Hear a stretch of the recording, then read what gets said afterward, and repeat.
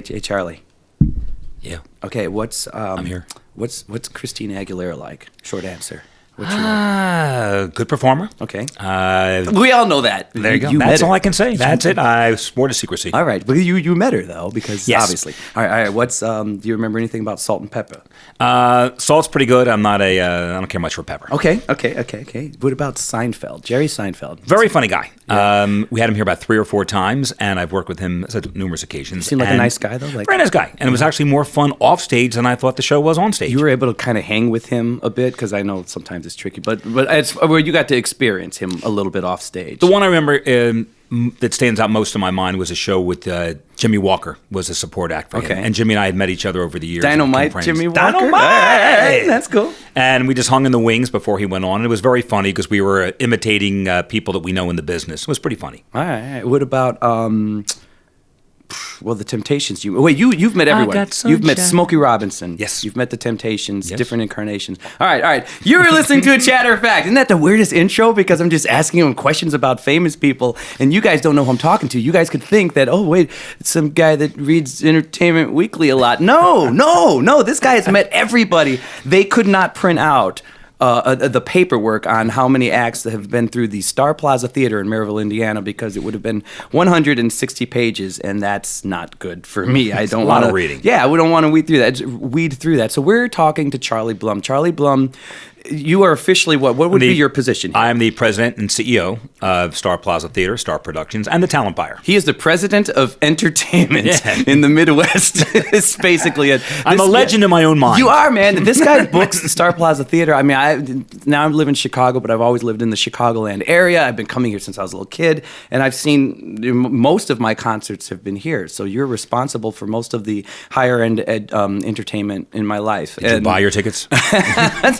Usually, I don't think I ever made it through the green room, but oh man, that would be so cool if your concerts were like the old school theater days. Remember when you can go? I don't know who's old enough to remember when you could actually go to the movie theater and you could stay for the next showing. Yeah. And then I had a lot of friends who would just like Go sneak under the into seats. the next one. Oh, go into Go into the seats, and they'd sit there. Oh, you're way more Mission Impossible I've than heard I am. about it. Not that I ever of tried course. it or anything. Oh, that would have been great though if somebody could come to the Star Plaza and there's Andy Williams, and then they leave and then they come back in and the Seinfeld show's starting.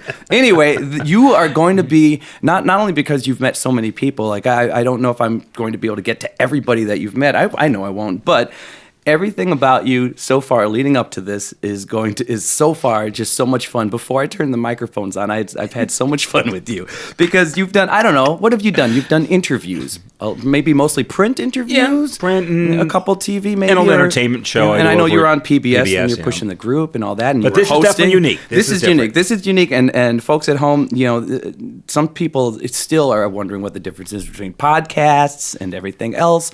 Well, a lot of your talk shows, they do pre-interviews, and sometimes they know what's being said. I've heard, except for the Craig Ferguson show, and now he's gone, but I heard except for his show, everybody pretty much knows what's going to happen when they get on the couch or wherever. Whereas the podcast world, you really don't know what's going on. I know nothing. Yeah, and I love it because Charlie's ready. Charlie has paperwork. He's got stories laid out.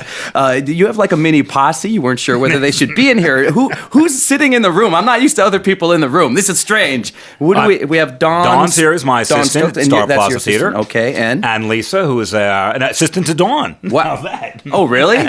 Wait, what? Your name's Lisa? Yeah. Oh, so Charlie, your assistant's Dawn. That's correct. It's like a sexy business entertainment daisy chain. Am I a lucky man? Dawn's getting nervous. She's dropping drinks off of her. Wow, Lisa, where's your assistant? You need an She needs one, assistant. that's right. Yeah, and then they'll need something, just a poodle or something. But the chain has to keep going down. Anyway, there are bodies in here, so I'm not used to that. They want to hear about the early years that they haven't heard about. Yeah, man, I'm down. That sounds good. So Charlie Blum, this is amazing because you've been booking this room for a while. Actually, it'll be 26 years this year. My gosh, you've been doing that for a while, and I know that now you're you're on the other side of the coin now, managing groups and such. So we're gonna get into all this stuff, and then along the way, I want to cherry pick these stories, like the Seinfeld story, for instance. We're gonna talk about who you are, why you are where you are, but then in between, I'm gonna pick on you for celebrity stuff. You know, I'm here. like the Seinfeld thing. Like you're hanging out with Seinfeld, and you're saying he's amusing off stage too. Just the banter between him and Jimmy Walker. It was hysterical. And then all of a sudden he has to go on stage and do a show. And This we is were already before- entertained beforehand. Really? And did those two get along well? I mean, Yes, were they knew touring? each other, and it's a network with all comedians. Okay. And we had mutual friends, their agents, their managers, and so forth. They had been with, so it was one of those we were doing impersonations of people. It was hysterical. Man, all right. And so overall, I mean, he's a pretty normal guy because Yeah. he's around whoever else is working backstage or whatever. And I've met my fair share of divas. Who you don't. Oh man. One guy in particular, I was on the show 190 North or whatever it's called, but a certain famous movie critic came into the green room and realized he's kind of sharing the room with an act, and just what What are you doing here? What a jerk! He was angry and mean, and then he got on as soon as the camera started rolling. Hey everybody, well let's talk about film. Like what? Who are you? But Jerry was pretty cool. Nice guy. And he's been here numerous times. All right. And then how about the whole Temptation thing? Because I'm a huge Motown fan, so I was a little kid coming to see the Temps here. Same here. In fact, very early years in my career, I had worked with them, and it was exciting to be able to present them here at Star Plaza and other places that I had worked prior, which I'm sure we'll get into later.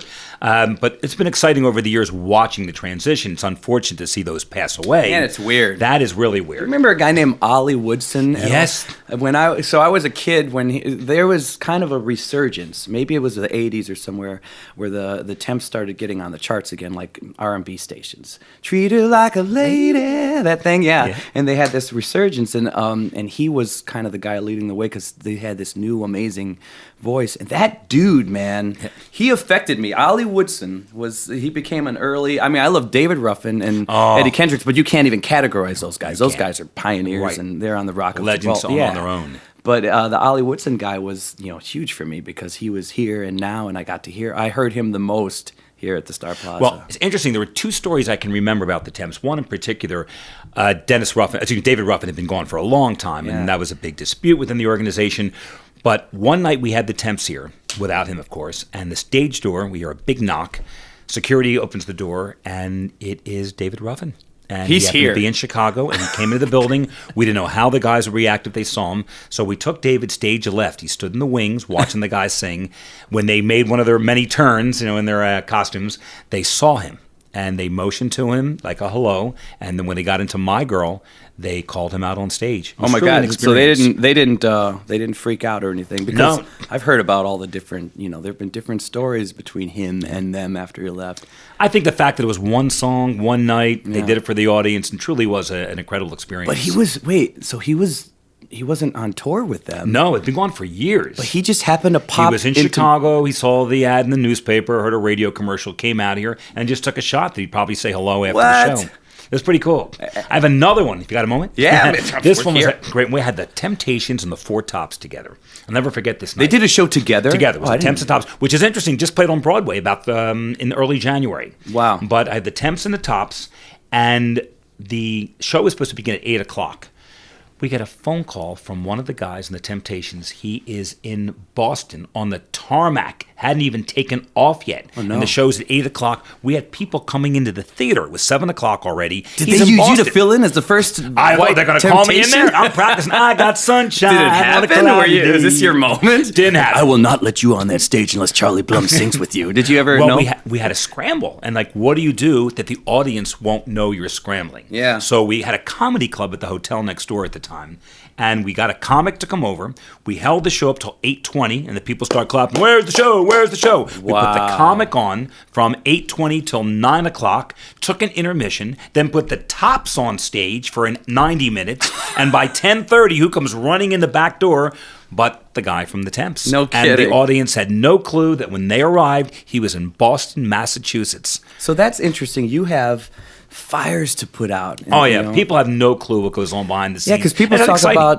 about, when they're putting on, a Broadway production, which you get a lot of. I mean, you've had major Broadway productions come through here as well. And you talk about, what is this show? Noise is Off, where you get it's comical version of what goes on behind the scenes and the craziness. And that's trying to make this like Broadway production live and breathe and not fall down and trip and fart.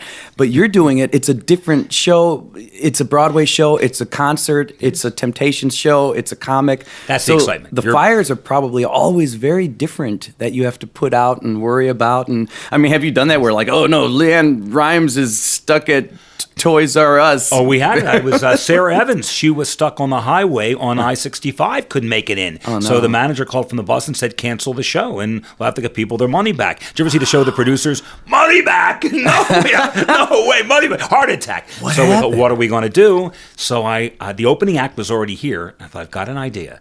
I went upstairs to the dressing room, went to the opening act, and said, would you consider doing 45 minutes to an hour instead of just doing 20 minutes? They said yes. And then I went on stage and I welcomed the crowd.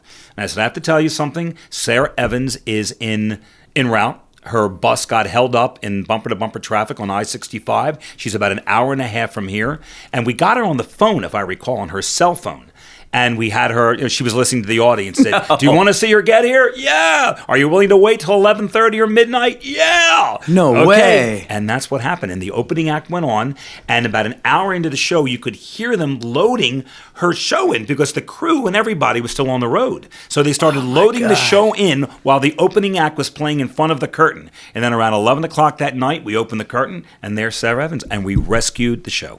That's crazy. Yeah, could not believe it. It was high fives all around. Wait, what time did the show actually start? I think it started about 11 p.m., supposed to be 8. Oh, my God. And they had officially said, let's cancel. So and do you do anything? Are you, I mean, I guess it's tricky, but what do you say? Like, oh, have a drink on the house? Like, what do you do for those people? We didn't, I mean, they hung around and throwing basically out got everybody Twinkies. to buy into it. And said, and which they did. It was like, do you want to do it? Are you willing to wait? And I kid about the money back thing. We just knew that people came from all over to see the show. Yeah. And why disappoint them if we could avoid it? And Sarah herself was that said, well, if you can make it happen, we'll make it happen. You know what I like about you, man? Because since, I mean, God, I've known you for a while now, and recently I've gotten to know you better, but I mean, I've known you for a while. And the cool thing about you, so people, I first luckily stumbled upon this gent. I was a kid, and it was actually right at the same time I was doing radio at the Bonaducci show, which is why I missed the first round of rehearsals. But you produced a Broadway, like a Broadway review. Right. It was over at the hotel, I believe. And you had, we did it once here. And that's right, we did it on the stage at the theater. Yes. And it was weird because you had like 6 principal players. And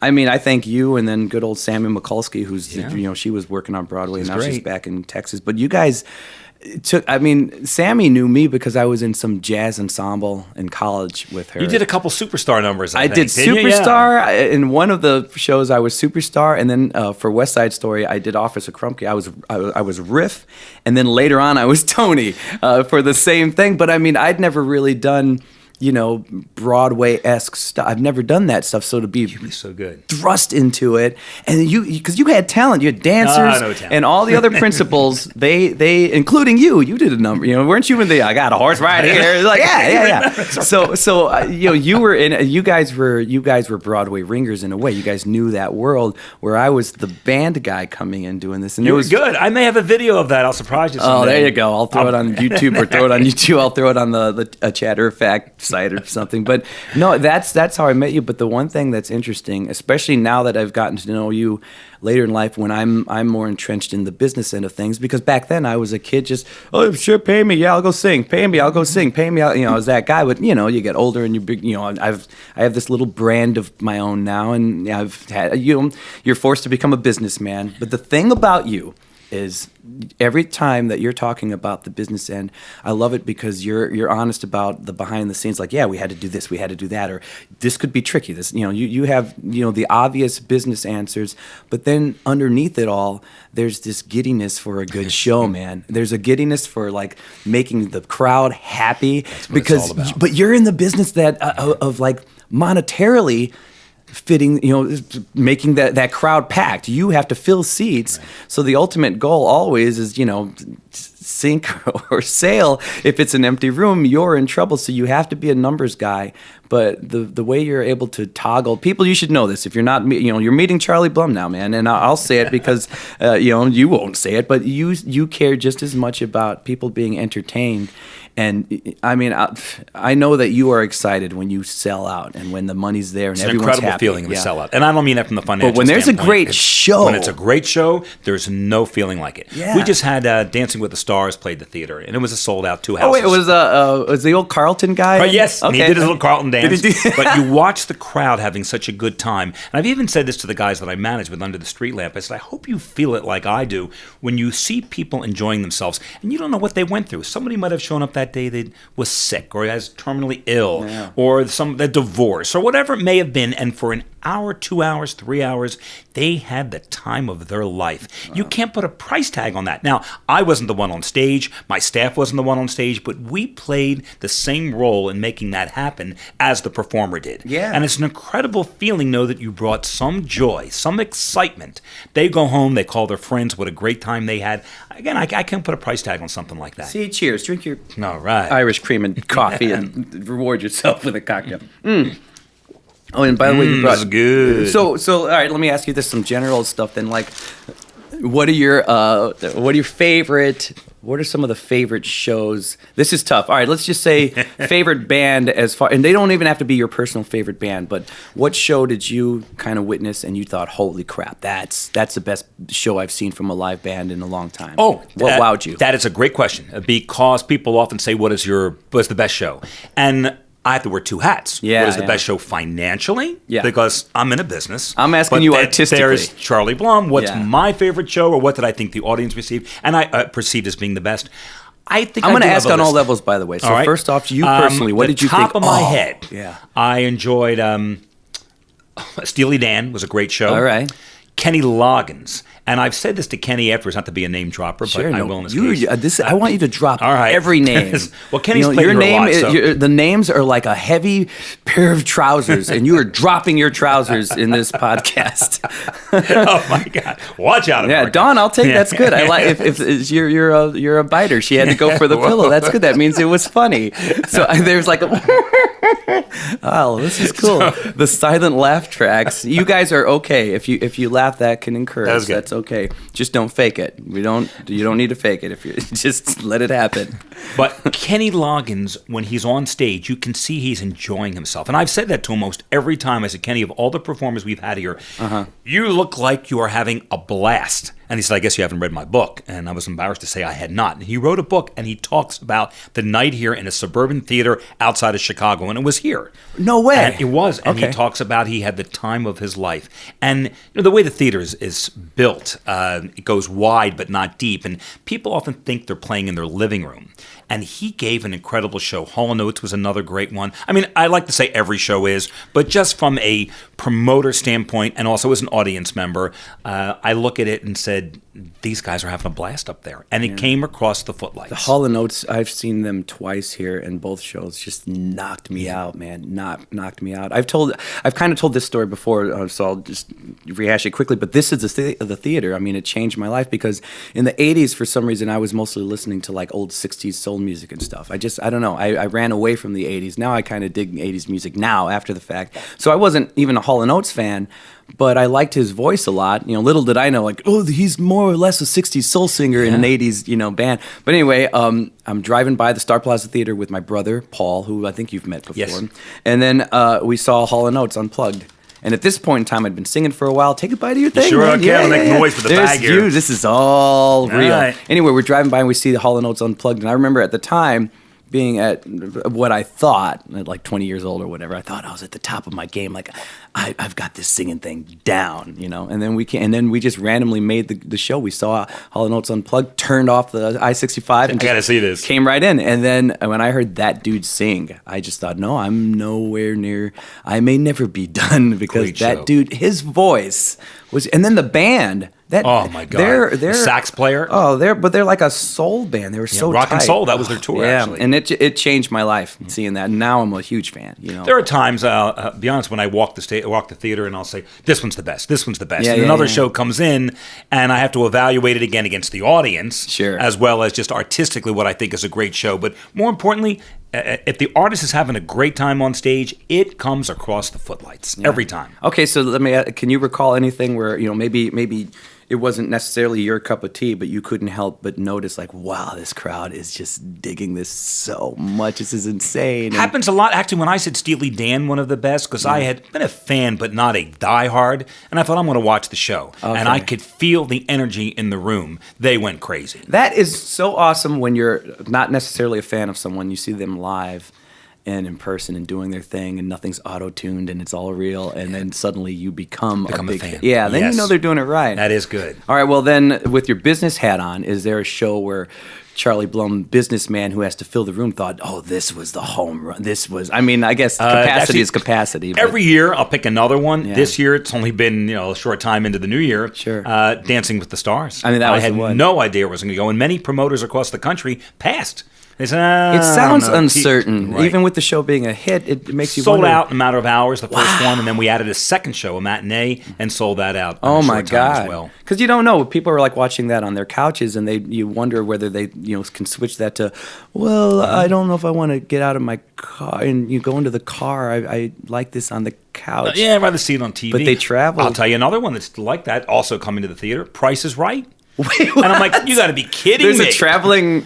We're doing 3 performances. Is it? Wait, over is 2 Drew days. Carey doing it? No, he's not. Okay, who's actually, the Mark guy? Summers, which is another side story. Okay. They have a host that normally travels, but Mark Summers from the Food Network, and Okay. obviously noted from Double Dare, but he's also a major producer on the Food Network and hosts his own show as well, and he does Restaurant Impossible. But Mark and I became friends many, many years ago and developed that friendship in the last few years.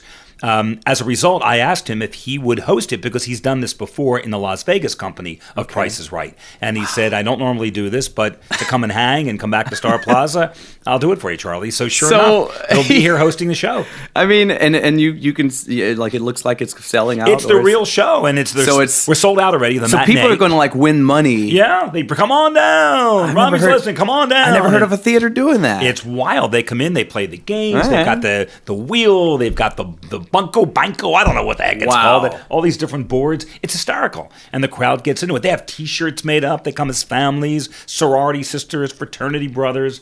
It's crazy. So the tricks of the trade now, because this gets tricky, you have to figure out. I mean, I would imagine there's obvious paperwork, when any act is coming through, like, okay, these guys are killing it, we got to get them. But then how often do you take a risk? How often do you put yourself in this position where, well, okay, on paper, this sounds good. Like, I'm not seeing numbers yet. Are there ever times when you're not seeing numbers, but you still have to make like Why did I do this? Somebody once told or me. should I do this, Well, this is funny. I was talking to a friend of mine just last week about this, and they said, what's the definition of a promoter? And there was a kid came up in a conference, a college kid came up and said, I want to be a promoter. How do I go about doing that? I've always wanted to be in the business. And so here's what you do. You get yourself $20,000. And you walk from your house with the $20,000 in your hand to the curb. You put it down on the curb, and you set a match to it, and you put it on fire. Then you walk back into your house. And if you still feel okay, you're a promoter. That's brilliant, though. That makes so much sense. And that's, we're gamblers in a sense, and we pretty much have to do it every single night where we gamble. And that's the exciting part, too, is finding that right one. Believe me, I made my mistakes where you think it's going to be great, and it turns out not to be. And then you have your successes like Dancing with the Stars or The Price is Right. And where we've been very fortunate is developing relationships with the producers, managers, agents, where we take the show on the road.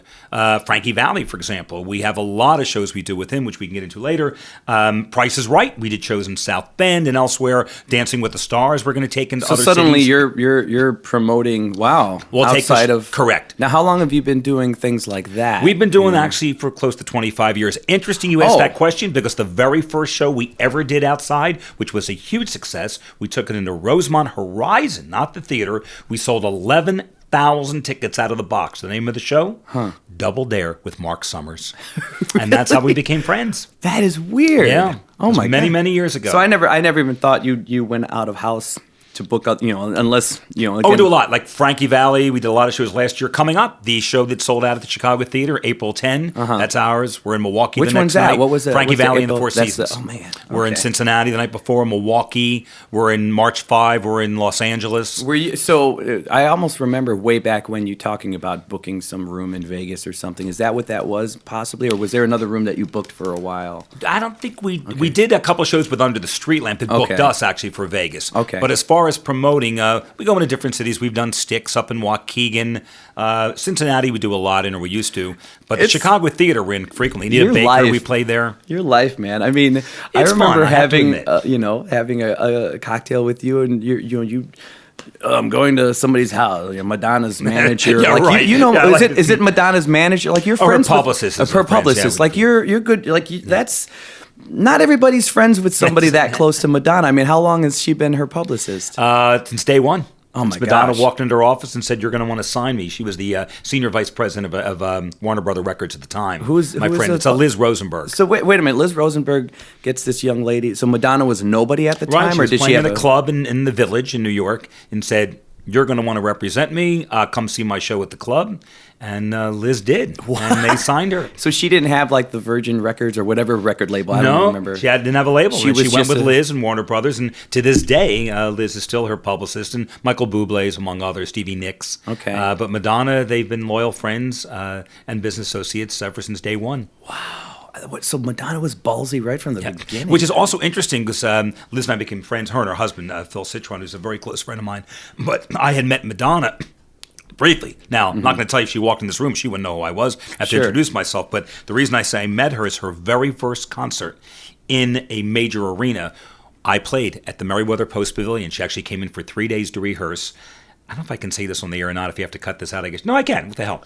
She didn't have a shirt on? It was a What? great. Well, it's interesting. It was filled with young girls, and I'm saying young, 8 years old, 9 years old. Oh, They okay. had their little the belts. I forgot what the name of it was. Certain belts that she used to wear. I forgot what it was, but it was Yeah. young girls. Some were bringing stuffed animals with them, and of course, the mothers and fathers were taking the girls to the concert. Oh, yeah. We were sold out, close to 20,000 people. She's on stage, and she walks over to one of the speakers. And these were the days before they started hanging speakers in the air, and they were like on stage monitors or what have you. And I hope if I can't tell this, Robbie, you have to stop me. But she sits. Wait a minute. She said it to the crowd. So what the hell? There's nothing you can't say on this All right. podcast. Not only that, she said it to the crowd of these kids. She sits on the speaker, she spreads her legs, and she puts her hand between her legs, touching the speaker, and says, "This is my box. I love my box. I love touching my box." My mouth dropped. I thought, we are going to have lawsuits. We're going to get refunds. Nobody said a word. This is during her show. was the show. And Yeah. with the kids. And With the yeah. kids in the crowd. So And I she's thought, just- it went over their heads. Yeah, And maybe it was my sick mind that was reading into it, but I knew what she was saying. Yeah, But, yeah. I couldn't believe it. Well, and look, she nobody was ahead of her complained. time. That's like a Pixar cartoon. Right, The right. kids didn't know what was going I on will in the about that parents' too. lab. Funny yeah. you say that. I Yeah. think about that with cartoons when you go Yeah. back now and you watch and you Oh, go, "Wow, God. that's pretty funny" So with the many. adult humor. I'm back in because I have the 5-year-old girl, so I'm watching Pixar all the time, and this stuff's funny, man. It's for they're very smart because they'll take care of the parent. And the kid won't even know, There you So, go. but I guess it's the same way because an 8-year-old, Wouldn't know you'd have which to be he was referring to. Yeah, one supremely advanced, dirty-minded That was me. 8-year-old. That was you. When you were 8, you're like, "Mommy, that's your box." Shut up, Charlie. Damn it. Go to your room. What? You're not going to be a promoter or anything, are you? You'll see, Mom. How do you like the high-pitched was young good. It Charlie sounded like voice? my mom. Wait a minute. No, that was, That was me. 8-year-old you. I don't know why.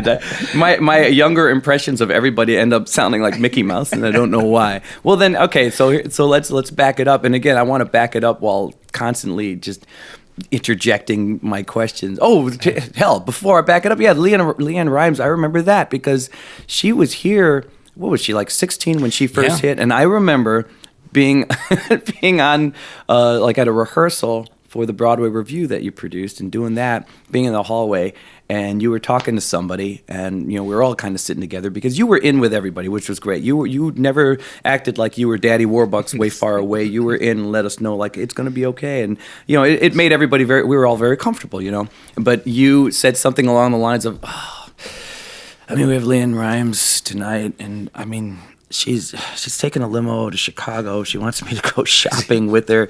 He's like, what am I? You said like, she seems so sweet. I'm not going to go shopping all day with a 16-year-old girl. That's exactly like, what am I going to do? I remember she opened the limo door and said, come on, aren't you going with us? I went, nah, I don't think so. But how crazy. I remember we also bought her, I crack up now thinking how successful and how wealthy she is, because we bought her an iPod or an iPad. That was an iPad. It has been an iPod or some kind of Sony product. Sure. And I think it cost us $100. She cried. I mean, nobody had ever gotten her a gift way. like this. Oh, my God. And the rest is history. And she's played here numerous times since then. Yeah?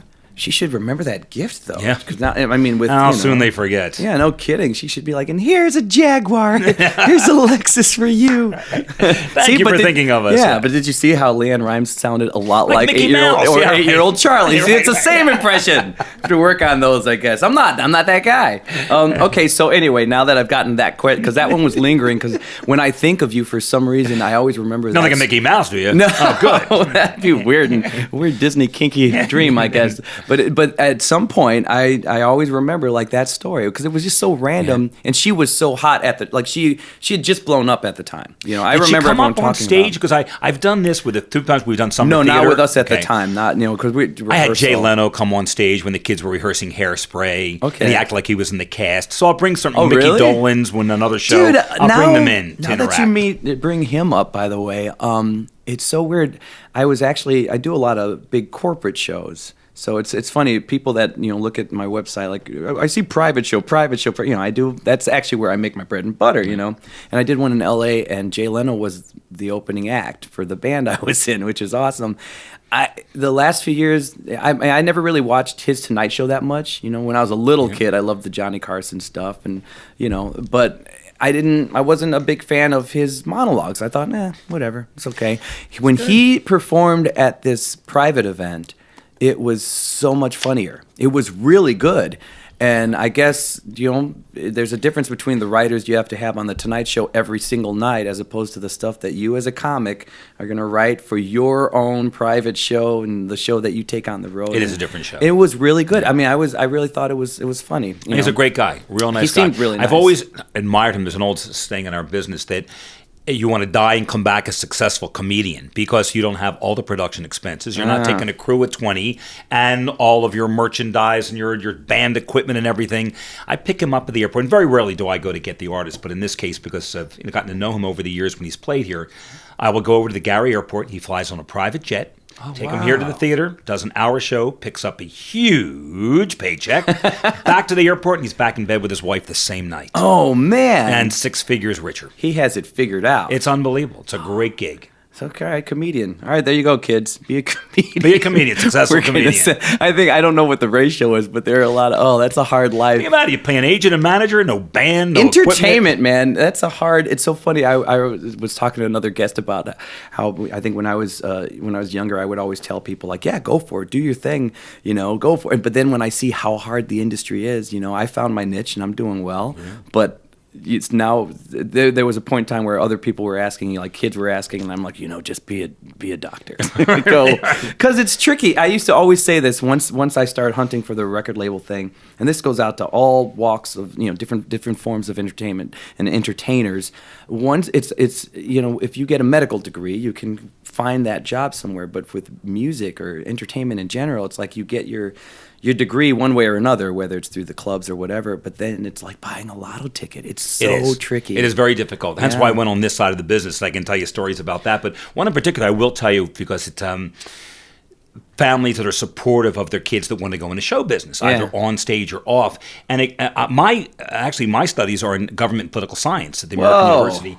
And then I took a summer internship job as a summer job as a publicist, a story in itself, at a theater. And the reason I bring it up is because I remember deciding at that point I wanted to be in show business.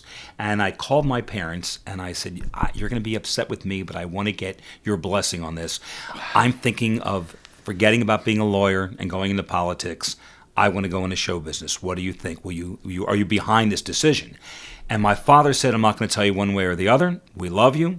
We're behind you in whatever decision you make. Because I thought it was, I worked my way into college, but they paid some expenses. That's a loving answer, though. My dad said, I can tell you that success is recognizing an opportunity and taking it. whether you're going to be the lawyer, whether you're going to go into show business. And I made the decision to go into show business. What did your dad do? My parents were in the iron steel business. My mother irons and my father steels. Oh no, he really prepared vaudeville type. And you brought a laugh track. Sooner or later, you seemed determined to turn this into like a morning zoo show. Yeah, right. But all kidding aside, my dad actually was in the jewelry business. He was an auctioneer in Atlantic City. But I mentioned the story because my dad and my mom had moved here years back, and unfortunately my father had passed away, and on his deathbed, this sounds like one of those, a deathbed story, he had his full faculties and everything else, and he made a comment to me. He says, son, I may have a day left to go. I want to tell you something that I've never told you most of your adult life. Do you remember that day when you called me from Washington, D.C., and you said, Dad, I'm thinking of going into show business. And you were very concerned how I react as opposed to all the time and effort and money we spent on going to law school and so forth. We wanted to go to law school. Yeah. That, when you told me you wanted to do that, was one of the greatest days of my life. Wow. And I couldn't believe it because I think secretly, no, I don't think secretly, my dad loved show business. And that's where I got my excitement for Broadway shows and everything else. I watched him on stage. What a moment. And it really was. And I cried there at the hospital because I had a feeling that was the case because he was with me. We became best buddies, in my adult life. Literally, we were just together all the time. I mean, he'd show up for the opening of an envelope. Wow. It was just great. We had that kind of relationship, but he supported my effort to be in show business. Now, there's a caveat there. I'm in show business on the business side. Yeah. It wasn't like I'm saying, will you support my career to be a singer or be an actor? Yeah. I'm the business guy. So I'm making a living every week. But still, I mean, it's a tricky industry no matter where you no matter go. where you are. That is correct. We're so gamblers. for him to give you that support right off the... Yeah, it's funny that you say that. Every time I perform at a casino, somebody asks me, oh yeah, and do you play? Like, no, I'm a musician. My whole life has been a gamble. I don't need to pull an arm. Like, no. Right. But, well, then let's go back. Where'd you grow up? What? I grew up in Atlantic City, New Jersey. All right. God, it's some great stories there. We had a wonderful, childhood, and back even to this Brothers day, some and of my sisters, closest or friends. did you? Yep, I have a brother and a sister. All right. I had a brother, and I'll get to that in a moment. But I got into show business. I remember seeing my dad was in community theater, so I knew he had that bug. Wait, for your show dad business. really? He was a performer. All right. And singer as well. Did he? I can act, more singing, musicals just or more musical comedy? Okay. The Guys and Dolls shows like that. And I remember, should I tell the story? I guess we have time to do it. He was in Little Abner, and I went with my mom, and I was about maybe 7 years old, 8, whatever, I don't know. And I'm watching the show, and I see him on stage and dancing around, or whatever show it was, and kissing some ladies on stage in the show, and the audience is clapping, and I watch my mom clapping, and when is my dad kissing somebody? My mom, I go, wait a minute, you can be on stage, kiss all these women, and your wife's in the audience clapping? Where do I sign up for this? I'm in this business. I got to get into this. That is so awesome because you hear people say like, there's certain performers that say, I'm in it for the girls. I've never heard anybody say it. I'm in it for the girls I can kiss while I have a wife. That's a whole different take on it. That's pretty cool. Yeah. So anyway, I enjoyed theater, and my mom would take me to shows in New York, and my dad still did community theater, and I had the opportunity to be in shows with him as well. And we did Guys and Dolls in Las Vegas together. So we did a lot of things of theater. So he was in it. He was in it. And then I had the exposure in high school. Another great story. We had an English teacher. If my friends are listening to this from high school, they'll remember this. Her name was Miss Innes. I guess the statute of limitations has expired, so she won't go to prison for this. But she would take the class. Now, we're 15 years old. Okay. And we would go to New York. Now, Atlantic City is only maybe 2 hours away. So our parents would contribute. At that time, tickets were probably $15 to see Mame or Cabaret, Man of La Mancha, whatever was playing at the time. And we would get on the bus, and there would be 40 of us, and go to New York. Parents give us a few dollars for lunch, dinner. She would let us off at 11 a.m., and the show was until 2, the matinee. And she let us go at 11, say, meet back here at the bus at 6 p.m., and then we're going to the Village. She had a guy with her, a married man, that he would be the male chaperone, and they'd go to a hotel and do the deed. Yeah. And we're on our own, and we were sworn to secrecy. We couldn't tell our parents. So we are 15 years old on our own in New York City, and we'd all go to different shows. So you'd have whatever show you choose. How were you getting around? Just we'd walk. Cab, they would drop us off Okay. at the Broadway district, and everything's like within an 8 to 10 block area. We'd go to our own shows. Do you think they would go to lunch. would they know, like, okay, they went to see Guys and Dolls, so we're going to run, it might have been whatever they ran it on VHS, I don't know. We're going to play the entire show of Guys and Dolls and so have we'll sex. know when it's over. Okay, when it's in the third act, we have to stop, put our clothes on, and go pay. Do you think they did that? That would have been brilliant. I would have done that. You know? Can you imagine? I've never seen Luck Be a Lady Tonight. We really want you guys to see the double feature of Sound of Music. Like, no, we don't want it. Yes, you do. Yes, you do. Yes, you do. Teacher has to get some. The hills are alive. I know they are. Hurry. Like, wow. Well, that's, you know. They're almost the 11 o'clock number. We better finish. We gotta finish. Farewell, goodbye, get the hell. Let's pick up the kids. I mean, well, it was wild. And then you gotta get yours. They go for a double header, no pun intended, because then they would take us down to the Village for dinner. So they drop us off at the Village at 6:30. It was only maybe a 20-minute, 30-minute ride. Wow. Drop us off and say meet back at the bus at 10 o'clock. So from 6, 7 to 10, we're on our own again. Going to restaurants, they went back for an encore. Were they did they seem to be in great shape? Because that's a lot of endurance. We couldn't believe it. And then we get back home, we were sworn to secrecy, which is also funny because my sister is a couple years older than me. We find out that she had done this as well, but everybody was sworn to secrecy, so nobody told anybody. What's the age difference between you and your sister? We were 2 years. Okay. And nobody knew about it. Wow. So then of course, everybody in that year had brothers or sisters who were younger, and then we found out and we did this. And I think to this day, when my parents have passed, but I don't know if I ever told them. Of course. But I mean, at 15, again, I don't have kids, so I don't know what it's like today, but I just can't picture bringing a 15-year-old to New York and letting him free on the streets. Yeah, I'd be uncomfortable with like a 17-year-old in New York, you know? So, wow, so they were trips for you, but they were like, it was a sexcation for them, exactly. Wow. I could not believe it. She's probably no longer with us. I mean, so long as no kids, I guess, died, you know, right, then we made it back. Then I guess, you know, good. And she would do a roll call. I remember that when she got back on the bus. Well, she probably did that even when she was without you guys. Like, 10, hot? Yeah. I mean, the kids could go off drinking and everything else. Nobody knew what anybody was doing. Wow. Then we'd get back home around 1:30 in the morning. Our parents would be at the high school with their cars and take us home. Okay, wait. So were you guys aware when it, like at the time, like, oh, they're doing it? Did you know? I think after the first trip. But what may have happened, this is funny, Robby, you said that, because when I mentioned that we weren't allowed to tell anybody, I think there were some people like my sister that had, you know, classmates that told their younger brothers or sisters. Okay. Because by the second trip, we picked up on it. Yeah. That's what was happening. It just seemed like, well, it's not very windy, but when they picked us up, their hair is just all disheveled and their clothes are pulled out. Like they've either been in a fight or a tornado. Something's going on. And remember, why do they keep smoking? Just smoking cigarettes and drinking Gatorade. When you're kids, you think your teachers are like in their 80s. You know, that's my teacher. And they're probably in their 20s or something. Yeah, of course. And this is what was going on. It was hysterical. So, but meanwhile, it gave us an opportunity to be exposed to Broadway shows, which was great. So I had that kind of exposure. It sucks that you weren't a businessman back then. As I eat, what is this anyway? That's a crumb cake coffee loaf or something from Starbucks. Right. Just give a plug to Starbucks. Coffee loaf. That was my stripper name in college. Yeah, it's too bad if you would have been a businessman back then, you could have gotten hush money or something. Right. You know? Wow.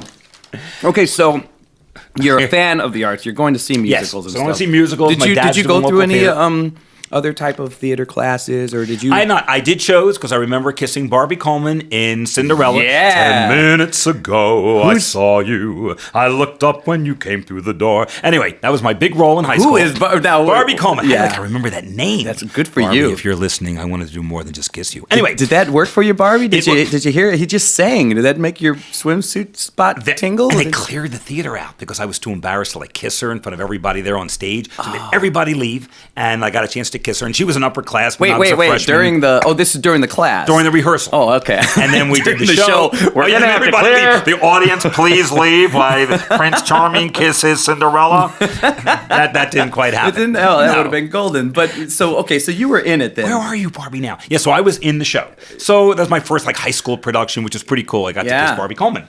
Was she older than you, or was she? Yeah, she was. So she was an upperclassman. I'm a freshman, and I got the part. Experienced kisser. There you go. Wow. So and that was pretty good. The prince is giving a ball. Yeah. Anyway. Oh my gosh. Yeah, man. The prince was giving a ball. The prince had blue balls. Yeah, the prince had. Yeah, like there's an uprising in the kingdom. Of course. There you go. Exactly. Yeah, man. So this was a great experience for me. I think I came out of my shell at that point. Yeah, I'm sure you did. And then I got exposed more to entertainment during those years, even in high school. And I don't mind telling you, which my assistants here probably don't even know, I had a television show at age 16. Wait, what? It was first called the Chat with Charlie Show, and then it was the Charlie Blum Show. And I would open up with a song. In many cases, I would lip sync to something that like Jack Jones had sung. Nice. Nobody knows that name. You're walking along the street or you're at a party. You know, this could be the start of something grand. And that was my big opening Where would number. this air, or like what? In South Jersey, it aired on cable television. I'd follow I Love Lucy. She was on 8:30 to 9, and then I'd come on at 9 o'clock. Would this be that era's version of like a public access, or was this an I actual? guess, well, it was on cable. Now that I think about it, would it be considered public access? I I don't don't know. know. But I mean, it was on a regular, cable You channel. were aired, yeah. Yeah, and oh my it God. aired, and it was, and I'd have so that guests wouldn't be on- public access. No, if No, you're that's right. following because a it was actually- syndicated. right. And then we had, I had my first guests were the Gold Diggers. They were the backup singers for Dean Martin, and they were playing in Atlantic City. I had them on the show. Oh my God! So you were just born It was and bred wild. for this So- world, and I was man. going to pursue that being, on stage. So Yeah. I had that, going for me where I was doing my entertainment show. And then for a job, like at 15, 16, I was working at Steel Pier in Atlantic City. And Steel Pier was a major concert facility, a pier literally leading out into the ocean. In fact, there's a Broadway show named after it, Steel Pier, and a movie. They had the high diving horse. This horse would dive off, 60 feet in the air into the water. Horse. Now you can You never said get horse. away with You it. didn't say horse. Oh, horse. Did you say horse? High diving horse? No, high diving horse. No. But there might have been a high diving High-diving whore on the horse. And it would go into the water, Something, which now all they right. couldn't get away with. But they had Wait, shows. the horse actually went into In the water, like 60 feet up, you would clap and the gate would open and the horse would drop into the water How did with the ho- diver on top. Oh my God! How did the horse get out It of was the wild. water? I don't remember. We didn't stick around for that. Wow. But this place now, in its day, before I was even born, when my Yeah. parents would frequent Steel Pier, you would go into one showroom and you would see Houdini doing Okay. 4 or 5 shows a day. In the other showroom was a guy named Frank Sinatra. A guy. It was wild. Abbott and A guy Costello named in the Frank back Sinatra. room. But in my day and age, it was seeing Frankie Valli in the Four Seasons, the Buckinghams. I'd run. They had a #1 song, Suzanne, looks like I'm So losing. you met Frankie Valli like way back. And I sold programs. So I'd be in the front of the pier, program guidebook. Find out what time the show starts, your program plays. And Frankie Valli in the show Now that you've met him and you That's really what's so know, funny. We become friends. You've told him that story. A though. zillion times, and I mentioned the Buckinghams because I would run to see their show. That was a #1 song, and there was a girl on my block named Susan, you have, and we're friends. But you Carl have and like I. almost some backstage stories before you even truly Yeah. got into the thick of this. What happened? What threw the switch in your mind to say I want to be on this side of the business? You obviously All love right. the entertainment business. That's correct. I think what But then threw what- yeah. the switch is I remember one story in particular. I was at a theater in Shady Grove. Shady Grove Music Theater was my first real job in the business. all right. And that's the summer job I had and continued working there. And I got a few stories about that place. Yeah. But one in particular, Jack Gilford, who was in the show Cabaret, in the original production of Cabaret. He was also in the movie Cocoon. Oh wow. Okay. And my job when I first started there, I was a publicist. Those were the days before the internet and everything else where you could do phoners or like we're doing now, we're talking back and forth on the microphone. Yeah. You would have to pick up the act and bring them to the radio station or to the newspaper to do interviews. They didn't do phoners. So my job was to take them around. I had the Jackson 5, Michael Jackson. I'd spend a week with Michael and I would take him to department stores to do a promotion. you would take him spend to- a week with Michael. Yeah. Actually, I should show you the picture. I got Michael and me and the whole family at the White How House. old? Like when? What year was this? Michael was probably? they were hot. Jackson 5 was hot as can be. And Oh my gosh. a side story. So we hung for the week, and then he said, "You know what I'd like to do? Can you get me into the White House?"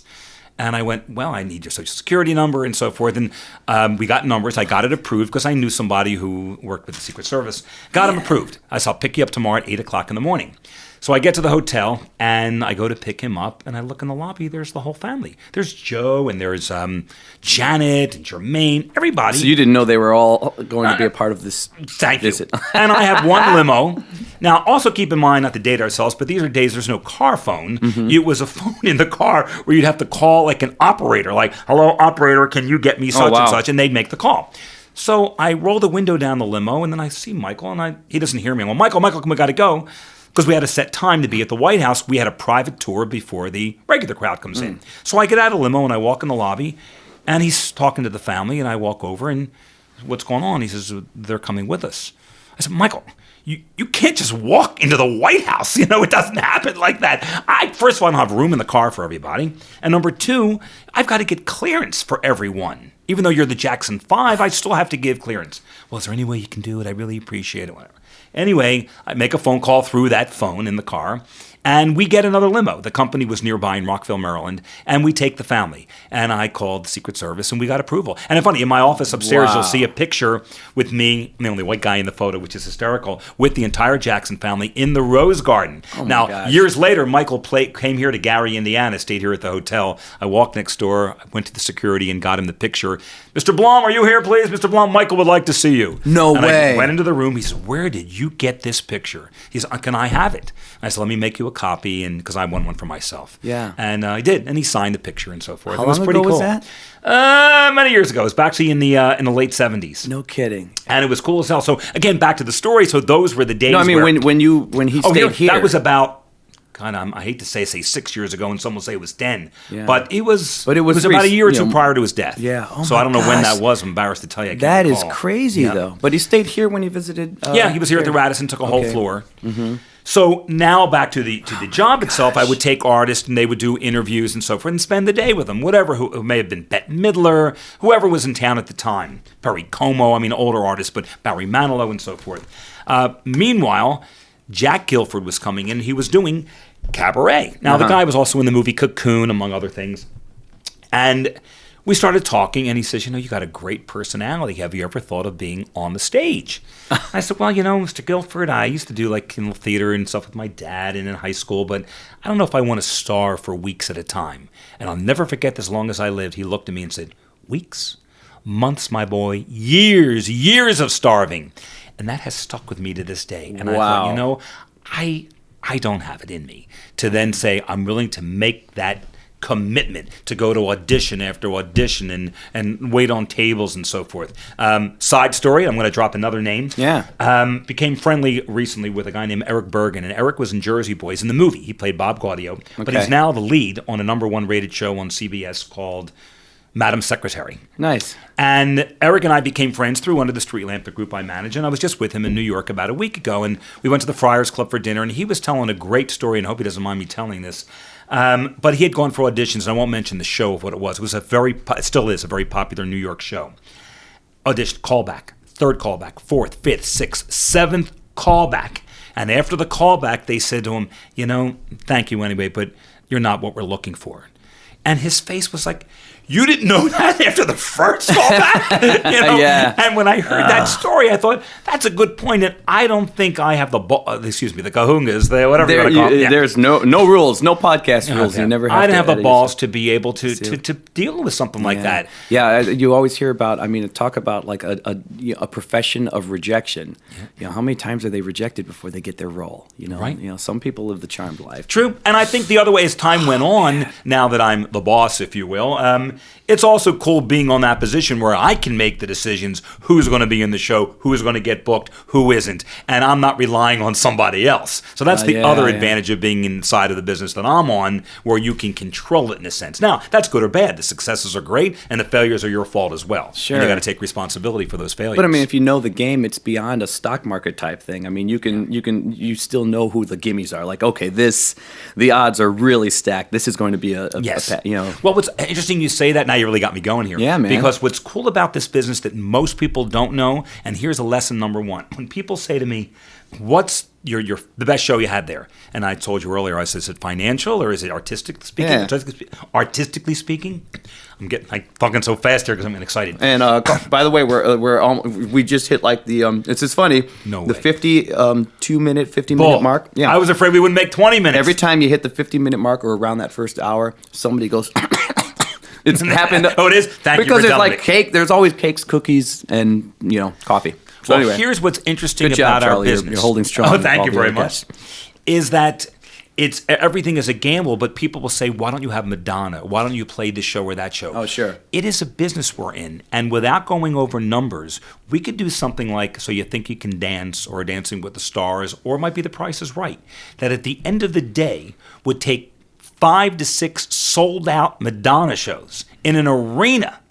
5 or 6 sold-out shows. Yield the profit? Exactly. Of one show. Of course. Of a Dancing with the Stars, You See You Can Dance. Yeah. Because guys like me and my team, you need me to sell a Madonna show? No. I'm not taking a bow. I don't need to. I don't deserve it. Yeah. And nobody does. Madonna gets to her social media and says, I'm going to be in Chicago tomorrow night. It sells out. Don't give kudos to my team. Sure. But take a show that people go, who's going to see The Price is Right? And make that exciting and have people come out and see it. Or who's going to see Dancing with the Stars or whatever it is. That's the opportunity where your skill set plays a major role in making something exciting, selling the show out, and you have a bigger profit opportunity than you do in selling Barbra Streisand or Madonna or In Sync or whoever it may be. That is awesome, man. Wow. So you have an adventurous. You're in like the happy middle ground between the too insane and then the people who are still struggling to let me figure it out. You're there. You're at a great level, it's a truly challenge. Successful level. But Finding you have that middle ground. What's going to sell? My mom used to tell me since I was a kid. Never went to college, my mother, and her line was, son, let me teach you something. It's not what you make, it's what your expenses are. So if you're going to pay $1 million for an act to make $1,005,000, that's ridiculous. Yeah. But if you can pay somebody $25,000 and you make $150,000, that's a good night. What is the bridge then between that job where you're kind of, in some cases almost babysitting, but by the way, when we go back to that where you're driving so-and-so around, Bette Midler and everybody else, how long did you do that? That was, I did it for a number of years, and I said I was a kid. For the same company. For the same company, and this was outside of Washington, D.C. when I made the decision to go into that end of the business. So by the way, kudos to you, because if you're able to do that consistently, then that means, obviously the employers liked you. Obviously you didn't, piss off any celebrities, so you were doing it well. I was, and it's you were funny good because at they it. said, can you write a press release? The first show was Grease. I'll never forget as long as I live. And I went, sure, I can write a press release. That was like my interview. And I go, what the heck is a press release? So I had to go to the library and research press release. And I remember, Grease, Broadway's longest running musical, will be at the Shady Grove Music Theater. And I did that. Wow. So now I'm taking these acts around and I'm setting up promotions and contests. And I did things like Harry Chapin was coming to town and the number one song was Taxi. People are probably going, who's Harry Chapin? But anyway, and I had a promotion where I got a taxi company, and if you won the contest, you got to drive. They picked you up at your house. Then Harry Chapin got in a taxi and drove you, around the neighborhood and took you to dinner. It was shit, things like that that were like exciting and were fun to do. So I started that job, and then what happened is, and I was under 21 at the time. I say this because now that I was in the company, they asked like, how old are you and all that stuff, because I had proved myself. The general manager got fired, and they moved me into the position of general manager. And I'm a young kid, and I was actually, Billboard magazine has an article, if I might say, about the youngest theater manager in the country, and I was at the time. Really? Yeah. Okay, and you got to send me that. I want to put that on the site. And it's unbelievable. So this is a great story. Great story. Okay, you got a second? Great story. This is a good one. So buddy of mine, with my college friends, he's probably going to listen to this podcast, Mike Wolf. There you go, Mike. Put a plug in there. Hi, Mike. So Mike says... Mike, do you know where Barb is? All right, never mind, Mike. Go on. So Mike says to me, I got an idea. You need your privacy. You're friendly with everybody. You have an open door policy. You need to set yourself up in your general manager's office. We're going to put a red light, green light on your door. Yeah, this is good. So like a bicycle light, on the back of a bike, like a red light, green light. Can you say who you were working for at the time? It was Shady Grove Music Theater. Shady Grove Music Theater. Which was their sister theater was Westbury. I mentioned that because Westbury is still there. It's a major theater in New York, Westbury Music Theater. Okay. But this was Shady Grove. It's in Gaithersburg, Maryland. It's no longer there, but this was the company. Music Fairs was the company. Okay. So you have lights outside you have literally some kind of signal for people? Is this real? It was on my door. So it would be, and I had a switch at my desk with a little wire, and cool. I would put red light means I'm on the phone or I'm busy or whatever it is, you can't come in. All right. And green light is, all right, open door policy, you can come in. I got a secretary, I'm 21 years old or what have you. So two good stories regarding that. So here's the first one. All so right. now I took over as general manager. I'm like, oh my God, I cannot believe this. This is unreal. I'm at my desk, and now I got the light set up, and red light is on. Now, I'm not going to tell you who we have coming that night. You'll know in a second. Okay. Knock on the door. And I go, the red light's on. Charlie, somebody's here to see you. The red light's on. And she opens the door, and who comes walking in, who was appearing there that night? Tina Turner. Whoa. She walks in my office. I'm going to, she comes over to the desk, and she sits down. And she's got a short little skirt on and long legs, as you know. Yeah. And she sits in front of me. She says, do you mind if we close the door? I don't mind. Closes the door, and she says, Mr. Blum, I said, call me Charlie. I'm a kid, basically. Still a kid. And she said, I have to ask you something. I need you to do something for me that's very, very personal, and I hope you'll be there for me. Oh, my God. I'm doing a Jackie Gleason routine here. For those of you who don't know, Google Jackie Gleason. You're like, wait, let me drop the kids off to a play. I'm going to take them to see the Sound of Music. We need time. Oh, my God. Well, what happened? I can't believe this. Yes, Tina, what can I do for you? She says, this is very confidential. I said, I'm in. What is it? And she said, I got on the plane this morning in Los Angeles. Ike followed me to the airport. and he said, "You're not taking this kid. I'm going to hunt you down." Holy crap! So he didn't want her to take the show. He didn't want her to take the kid with her. Oh, the kid, yeah, the on kid. on the plane. Okay. And I believe the kid was with her, but whatever, he was coming after her. Wow. And we sent a limo to pick her up at the This airport. is when she was a soloist. When she was a solo Yes. act. Okay. Yep. And she was playing there for about 5 days. Those were the days also where artists didn't come in for one night. Now you're in the one-nighter business across America. Sure. But those were the days where an act played for a week at a time. Man. You know, 8 shows a week, Tuesday to Sunday. Hence why I would take them around doing the radio Somebody and TV that big to promote the weekend. would do that kind of a run. They all did. I mean, from Manilow to Bette Midler. And this all is of them interesting. did. It's not. I equate that to like a Vegas show or something like that. But like a regular theater all across the country, there would be 8 shows. Wow. Yep. 8 shows a week. So now I'm thinking, well, what's going on? She didn't want the limo. So she wanted me to go get a car like a sedan, if you will, to rent a car that she'd be able to drive or even get her a driver, but that if Ike came to town, he would be looking, comes out to the theater. She had you being a little more cloak and dagger going on. All right. So I said, absolutely, Tina, I will take care of this for you. She says, thank you. She comes over, handshake, kiss, whatever it was, and she leaves the room. And then I go into panic mode. Whatever it was. Wait, was it a handshake or a kiss? Oh, I'm not going to tell. All right, fine. But think about this. Yeah. Do you want to know why I was in panic mode? Huh.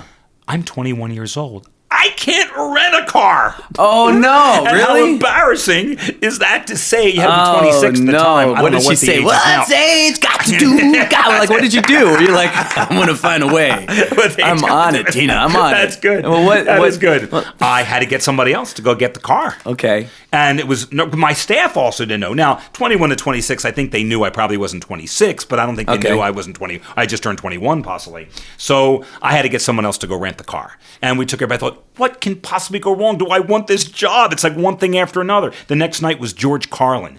And we're waiting for it's supposed to be in at 4 o'clock. They call me from the airport. They can't find him. We're waiting. 5 o'clock, the phone rings. It's Carlin. Where the hell is my driver? Yeah. I said, the driver's there. No, he's not. I said, the driver's there at door C. There is no door C. I'm looking at the sign. It says Newark Arrivals. I said, George, Newark Arrivals?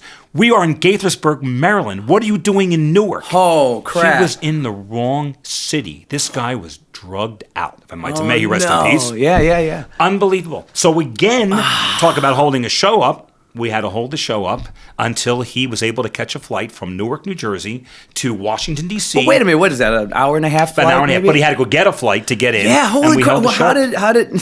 Thank God it wasn't a musical act with a band and all that stuff. But he came in and How 8 late o'clock was show, he? about 11 o'clock, and 8 o'clock curtain started about 11. What did you do? Show number 2 for me. Well, man. Oh, man. Oh, it's crazy. That's the same week. I remember this now. I'm on a roll. Go. Yeah, well, I know, because none of this is like, and it was, the guy that played Shirley Jones's cousin. Like, these are all like big names. Same week was Red Fox. Now, this guy is hot as hell. He had the TV show Sanford and Son. Yeah. Okay? Elizabeth, I'm coming. Oh, that was pretty good, man. Elizabeth. Was her name Elizabeth? You could do a Louis Armstrong with that voice. Hello, Elizabeth. Yeah. Anyway, so did you just turn him into like a music? Hello, Elizabeth. Hello. He never did that. No, Red didn't do that. But here's what he did do. We had at that time also big in our industry was group sales. Okay. Broadway's famous for that. Big groups, whether it's the Hadassah or the church group or whatever. Yeah. So this group had a tremendous following. We had maybe 3,000 seats, whatever the theater held. I don't recall, honestly. God. But we probably had 1,000 tickets sold to local church groups. The show was big on TV, Fred Sanford and so forth. The show starts. He comes walking out on stage. They would play the Sanford and Son theme when he came out? And he's got his middle finger up. Okay, I'm doing the gesture now, both of them. And he says, everybody fine out here? I was just thinking, folks, remember before you go out, you got to wash your ass. I don't mean your whole ass. I mean your asshole. That was his first joke? Yes. I'm like, oh my God. Sure enough. God. Beeline to the box office, refund after refund after refund. Yep. They were. So this is a perfect example of that, where it's that television persona, but they don't realize what they're getting. That's correct. Oh man, because he had a dirty show. XXX Vegas. He was on at 3 o'clock in the morning. This guy was dirtier than a pile of mud. I mean, it was unbelievable. Oh wow. Every other joke was fascinating, and it wasn't. They weren't having it. I mean, the crowd just. And I thought, this is crazy. Can this all happen in one month? And it really was. those back to back, but as I look back, they were great stories. And again, the challenge of pulling it off at the end of the night when the show's over, it's like, wow, Let me ask your opinion then, like as a professional in the industry. This is interesting to me because you think about that.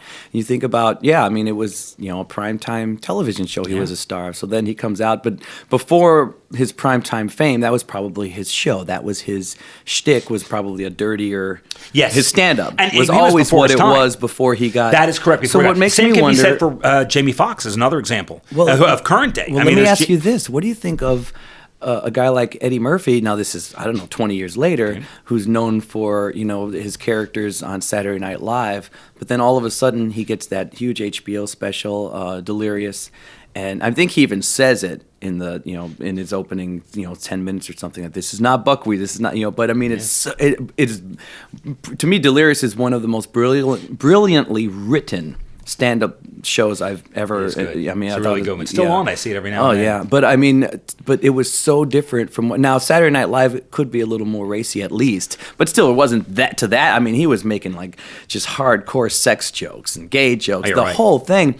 But then he blew up. Like that made him a superstar. Well, Jamie Foxx is another example because when he played here a couple of times, he brought a whole new audience with the movie Ray, which he won the Academy Award for, I believe. He was nominated. But his show was kind of a variety show, right? Well, he did a little bit of Ray. People expected to see that. And then he comes out with every other word starts with the letter F. And people who wanted to see Ray were like, what the hell's going on here? I'm not in for this filth. And the people that wanted to hear that, because they remember Jamie as a stand-up comic, didn't want to see Ray. Okay. So it was really interesting, the audience makeup. In hindsight, he should have, in his marketing material, said, this is what the show is. Yeah. He tried to be everything to everybody, and it doesn't work. Okay, so as long as you preemptively strike in a promotional way and let people know, because the Eddie Murphy thing's kind of fascinating, because how did that not bomb, the way Red Fox's sort of did? It's interesting because it's the same animal. Yeah, if you think about it, that's a very good point. And it makes you wonder, maybe was his public just ready for it? Maybe it is that difference between him being a personality on some primetime show. I think also because the show that he started on Saturday Night Live, and I might have to add because I'm sure somebody's listening, one of my buddies is Barry Blaustein, who was his writer on Saturday Night Live. What? Wrote the Buckwheat stuff and everything. No Barry way! were Coming to America. In fact, I'll make sure he's listening. How do you know him? Like, we went to school together. What? Yeah, we went to school at American University. Then he left to go become to go to USC, I believe it was. Now, how many of those guys are in your life where it's you went to school with Still some in the guys, business? and now all of a sudden they're on the another one became a vice president, Barry Kluger of MTV. But Barry Blaustein, who I just saw recently in LA, and he wrote, and he's been out here. He did a master class for us at Star Plaza so you on were the just theater. bred for this. I mean, even the people you hung out with, like your parties, you guys have, it's not like, I just opened up my thrift store at the corner. Like your friends are like, I'm the head of MTV. I mean, that's huge. I've had the writer guy for Saturday Night Live. The writer for Saturday Night Live. He was the producer on the show and writer. He wrote the Buckwheat skits and what was everything his name else. again? Barry Blaustein. Yeah. And he wrote Coming to America. Oh, I love that. He wrote that great one. Movie. All Eddie Murphy stuff. He wrote Nutty Professor. He wrote Police Academy, among others. So he's been a Boomerang. That's your buddy. Movies. Yeah. He's been here. He hung out and stayed with me, but he was on stage here at Star Plaza doing a master class a couple years ago. Well, master really for writing, about for writing, yes. And oh my gosh, how often are you in contact with somebody like that? I just had dinner with him 3 weeks ago when I was out on the West Coast. Yeah. So that you have a lot of people in that area of entertainment business. Oh my gosh, we have great stories when we all tell me sit down. this much though. I still want to see the bridge between that old job and the Star Plaza. Hi, bless you. He's like, you guys are so quiet back there. You're doing really. There's no doing well, by the way. I don't know if you guys feel pressured to. We better not make a sound. No, you're fine. In fact, these mics are just on. You can't even hear you. But anyway, the transition. Yeah, man. I'll go back even one step, which also got me into the business side. Is I mentioned I did like local theater, and I was doing Guys and Dolls with my father in Las Vegas, and it was a great opportunity. I was already through 1 year of college, and I thought, I'm going into show business, I'll be on the stage. And my dad was very young looking, so the two of us together in a show, people thought we were brothers. Oh, really? And it was so much fun. We're playing at the Strip, the Silver Slipper Hotel and Casino, 2-week run. I was even started to date the girl that he played opposite, that played Adelaide. My dad was the lead, was Nathan. Anyway, it was going to be over Labor Day weekend, and my brother, older brother, was on his way out to go see the show. and unfortunately he was in a car accident and passed away. Wow. He died a week before we were to open, and we all came back to Atlantic City, for the funeral. It was devastating, to say the least. And losing a brother is extremely. I can't even begin to tell you what it's like. But losing a child, I can't even begin to feel what my parents had felt. Oh man. So we looked at each other after we were at home for a couple of days, and he said, "You know what? Barry was on his way to see the show. We're doing the show." Because otherwise, we couldn't do it. We had no understudies. And everybody that was involved in the process, 50, 60 people, none of them could do the show without us. We're the two leads. And we went back knowing he would have wanted that and did the show. But then, after it was over, I went back to school, political science. But I decided that when I went into show business, it was going to be on the business side. Hey there, I hate to interrupt this podcast featuring the entertaining and very charming Mr. Charlie Blum. He's cool, right? In fact, stick around because we're just hitting the tip of the iceberg. This guy has great tales to tell, so keep your ears on the podcast. However, we're going to pause very quickly just for a plug. Now, normally I'm plugging a sponsor at this portion of the show, but today I'm doing a plug of a different sort. It's called the Shameless Plug, so sit back as I self-plug. Anyway, here we go. You might wonder whether I'm any good at this singing thing because you hear me talk about it often on podcast episodes. Well, come on out, find out for yourself. You can actually come to a show and then you can decide then and there that whether I sound good or whether I sound like somebody throwing a cat at another cat. That's right, come in and applaud heartily or boo heavily and throw random food items at me. But you can't do either one of those things unless you know when and where the performances are happening. So, in order to do that, go to robbycelestin.com, ROBBYCELESTIN.com. There you can see all of my performance dates, and then you can come on out. And in fact, if you tell me you've heard the podcaster and come up, say hello, I may write a song about you right on the spot. No lie, I do it all the time, so it's a lot of fun. And now, if you're nowhere near the performance areas, you can grab my CD. You can hear me digitally. I have a CD called Voice Prints. It actually features a song called The Way, which is the music you're hearing behind me right now. That's right. The Chatter of Fact promo music has lyrics. So you can buy my Voice Prints CD on the website, or you can see performance dates. You can also get podcast news, see some fun videos, see some pictures. There's lots to do. So get there, shuffle around a bit, and then, maybe someday we will be meeting face to face, which would be great. All right, enough of that. Let's get back to the chat. And I thought, you know what? That's where the money is on the producing side. And I can get my thrills if I want to be on stage, do a community theater production or do my own shows, whatever it is. And that would be my outlet if I wanted that. And there's times where I do and there's times that I don't. I get the biggest thrill producing. It's the coolest thing in the world, more so than ever being on stage. Although I've enjoyed it. I mean, this is not, the Star Plaza Theater. This is not a mom pop store here. I mean, how do you get to such a level of, power? Well, what finally happened is, so I was at Shady Grove, as I mentioned, and then in between, there's a million more stories. God, I don't have time for those. Some of the things I did. I had produced on Broadway and a couple other lessons, if I might add. You produced on Broadway? Yeah, okay. And I was also in my 20s, and what happened was, running the Shady Grove Theater, I was in contact with other people who were running theaters around the country, even for the same company that I worked for. And I'll never forget this, two stories in particular, but one, I was going to do a show on my own, and I had this contract all set to be signed with this country artist. And country was just beginning at that time to make it big. And this particular woman, whose name I'll mention in a moment, was willing to do 2 shows for $5,000.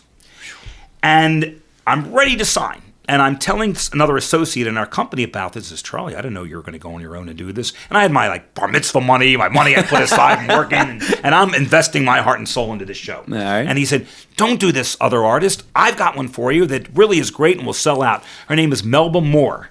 And I went, oh yeah, from The Wiz, and Melba was popular. I went, I don't know. And he said, I'm telling you, my car mechanic says he'd buy a ticket in a heartbeat. So I'm like, oh, your car mechanic, all right, great. So I call up the manager of this particular act, and I said, I'm not signing your contract. I'm doing Melba Moore. And I do Melba Moore, and I lose my $5,000. And the other act, an unknown.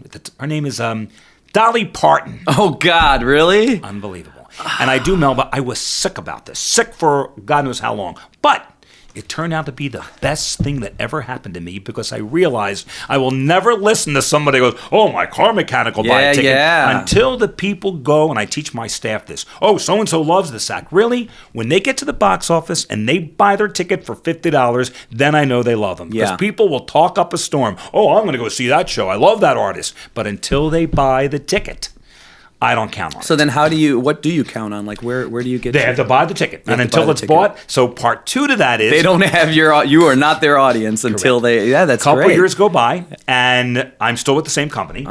And meanwhile, one of the other players says, we're going to produce the show. I have a relationship with oh my God, I can't believe I forgot it. Shelley Winters. Beside Adventure and so forth, we're going to do a show called Marigolds, the effects of gamma rays and Men on the Moon marigolds on Broadway. Okay. Would you like to be an associate producer on the show? You've got great marketing ideas and you'll help put our marketing campaign together and everything else. I went, oh my God, I'm in my 20s, I'm going to be a Broadway producer. This is unbelievable. So I do. They fly me out to LA. I go to Shelley's house. We hang out. We have dinner. We sit and we go over a marketing campaign and so forth. We put the show together. A.J. Antoon is the director, writer. We open on Broadway. And I'm like, this is the greatest. I invite friends up. I'm going to be a multi-millionaire overnight, and this is unbelievable. You'll be swell. Producer. Yeah, it'll be great. I'm going to have the whole world on a plate. And? I'm psyched. And the reviews come out the next day. Now, my job, again, is to also put the reviews together, our marketing campaign, and so forth. Sure. And the first review from the New York Times, and by the way, this is not bullshit. You can go Google any of this, and you'll see this if you look up the show. And it says, Marigolds, Shelley Winters was wonderful. If you don't mind looking at an eggplant coming down a set of stairs and staring at it for 2 hours. No. So, of course, what do? Shelley Winters was wonderful. Period. And I'm using cut lines. Anyway, the show does not cut it. And we go to Shelley and ask her if she'll take a cut and pay, and everybody else. Carol Kane, perhaps, and also we cut their salaries and so forth to continue running, which is typical on Broadway, actually. But this is cool.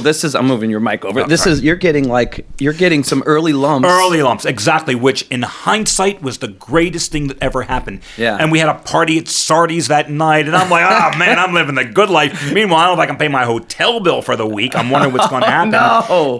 But luckily I had no money in the show, so it wasn't like I invested anything. We produced and we had investors and so forth, and I did everything I could, even to the point where I'm standing out at Times Square handing out 2-for-1 tickets. And every time I see these people today doing this, I think of me standing out there handing out 2-for-1, see Shelley Winters and Marigolds. Well, nobody went to see Shelley Winters and Marigold, and we thought we'd hold out till Tony nominations and all that because somebody we knew said they were going to nominate it, and we just couldn't continue going on. Wow. So the show closed. Okay. And again, the best lesson I learned, that you just don't count on anything until that check goes into the bank and clears. Gotcha. And I learned my lesson. And it was great that I learned at that particular age. So that was done.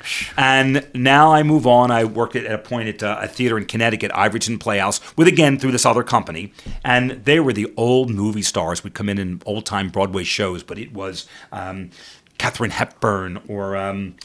God, I can't think of some of the other names. But, the Andrews sisters and so forth. Yeah, that's cool, man. And they would, Rock Hudson, all these old-time, Lana Turner. And how were they doing? And how were those shows selling well? Yes, and it was a small theater. It was like summer stock. So people were coming to see that. And that was fun. Yeah, and I enjoyed it, too. We're up in Ivoryton, Connecticut, and I had a little hotel room where I was my accommodations for the time, and it was just an incredible experience. Anybody with these that you really, let me peek behind the curtain then, who was cool, any good experiences with we had those? A party for Lana Turner. Now, again, she's before my time, but I still knew and respected her as a great artist. Sure. So now we decided to have a party for her because the show is doing real well. I guess I can tell this again. I can't run for president after I tell the story. So here goes, Robbie. You're the first one to get this. Sure. So I go to the party, and it's a backyard party. Was Ike Turner after her? And right. I got all the Turners, huh? What happened? Ted Turner party. So Lana Turner, oh my God, this is Lana Turner. Wait till I tell my parents I'm going to party for Lana Turner and whatever. And at the party, they've got, all kinds of hors d'oeuvres and this and that. And I'll never forget this. You're the first one to know this. Here goes. They have a big tub of brownies. Oh, I said, this looks good. Oh, yeah. And they all start laughing. Have a brownie. So I do. Oh, this sounds like it's going to be the best story ever. Oh, yes. And I'm hungry. Sure. We worked all night long. I'm waiting for the food to come out. I ate a second brownie. And they're laughing. I ate a third brownie. What's so funny, everybody? Nothing. Nobody says a word. And now they're playing like volleyball out on the lawn or whatever it is. Okay. And all I can tell you is I remember when I say being hit like a Mack truck, not in pain, but I remember this like boom. That is all I remember, playing volleyball and dingus. And I remember the next day waking up in my hotel room in my underwear. Oh, this is awesome. I have no clue to this day how I got there, how I got in my underwear. Well, I know how I got in. I put it on that morning. But I don't know whether they ever came off or not. Wow. Who did this? And when I got to work, I didn't go to work that day because I was still out of it. Sure. It was pot, obviously. It was nothing else. Yeah, So I good don't want pot to worry brownie. about it. Yeah. Pot brownie. I never experienced it. So I get to where that everybody's hysterical when I end up going to work that night or the following night, whatever. And nobody took credit for bringing me back there and getting me undressed and into bed. And nobody unearthed the story of what, like, but, and then, aren't you lived a charmed life because that is before the digital age, the YouTube age. Because if they that could have were shot video of oh it. my God, if that happened like last week, I didn't think of there that. would be a YouTube oh. video of your butt cheeks just crazy glued to the wall, singing show tunes. right. You know, and I remember them teasing me. And what's funny because again in my 20s doing this because I didn't drink, and most people through college, whatever. The end of the day today, as we speak. I have never had a beer my entire life. Oh, no. I can't stand the taste of alcohol. Yeah. So here it is in my 20s. They were teasing me, hence why they fed me the brownies. No one knows the story. Now there's my political career, huh?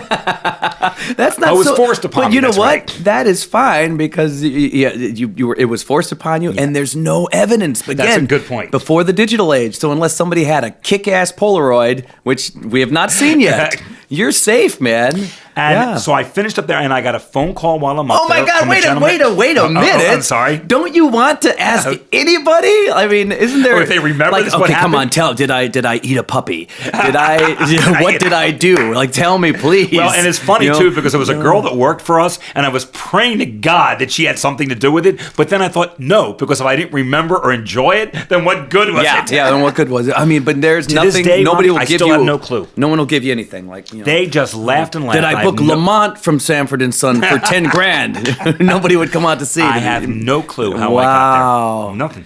That's fascinating. Cannot believe it. But I remember it, and I can still visualize dropping to the ground in this little volleyball area in the backyard of where Lana Turner was staying. I remember it. It's clear to me at this very moment that it was like, boom, like I got hit by something. And all I remember is waking up the next morning in a hotel. My own place where I was staying. You need to because you'd like to write a book. You said, I'm thinking about it. And then you can use a lot of the celebrity. You have great fodder for a wonderful book, man. Thanks. But I mean, you have to have you have to have the chapter that just says pot brownie. Chapter 12, pot brownie. And then you tell that story, and then you say, it felt like a truck hit me, and then, and ... and then just have like 5 blank pages. And then go to the next chapter. Mark that down. Mark that down, okay? That is a great idea. All right. I'll take a 1 penny percentage for that chapter. Copyright. That is very I'm funny. telling you, man, that's chapter 12, pot brownie. Tell that story. And then, so I'm up there this season. It was great working with these stars and little things. I don't want to sound naive, but for example, Rock Hudson. We go to check him in. He's doing promotions for us, radio stations, and then we take him back to the hotel, and he gets out with his friend, and we go to this room for work for you, Mr. Hudson. Well, I don't know about that because my friend here hasn't. I'll never forget this, hasn't clipped his toenails. I'm not going to go another night with you in bed until you clip your toenails.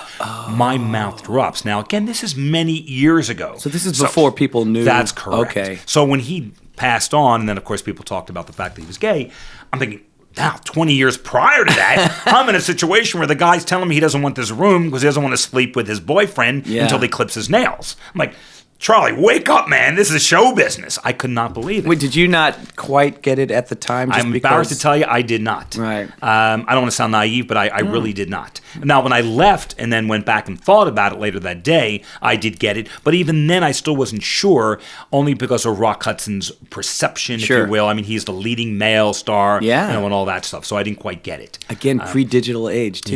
Yeah. I mean, could all not that believe stuff. it. You can't, right, that, exactly. You can't hide from anything. People are going through garbage cans, so much less, the guy with the, non-clipped And I knew also at toenails. that time, like I'm telling the story, and it's already public, if you will. But, Yeah. We're also in a business on the side note where it's like, you don't kiss and tell. That's one of the things about writing a Now, book. what do you think of that? Because you're that does not serve you to leak that information anyway, unless you wanted to leave the business, get yourself blackballed, and write some sort of tell-all, right? We all joked that we'd have to leave the business if we wrote the book. So today, there's still it's not necessarily people in your position that are given the goods on, Jay-Z got attacked in the elevator or whatever happened. It's the other people.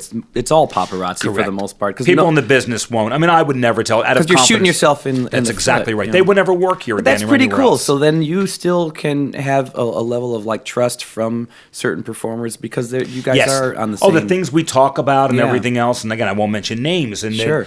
We each one of us would have a problem with the stories we talk about. Yeah. And it's like an honor, if you will, that we just don't talk about it outside of our circle. Yeah, and you're in the business to entertain people, and that doesn't serve that purpose at all. So, wow, very cool, man. So wait a minute, how did you get here? They get here. So Star I'm on my way. That's fine. I took a bus. This is exactly what this podcast is about. So now I get a phone call, and the gentleman was calling from the Washington Post. Wasn't a critic. He worked at the paper, and he says, "Charlie, it's Tom Camarda." Remember the name? I can't believe that.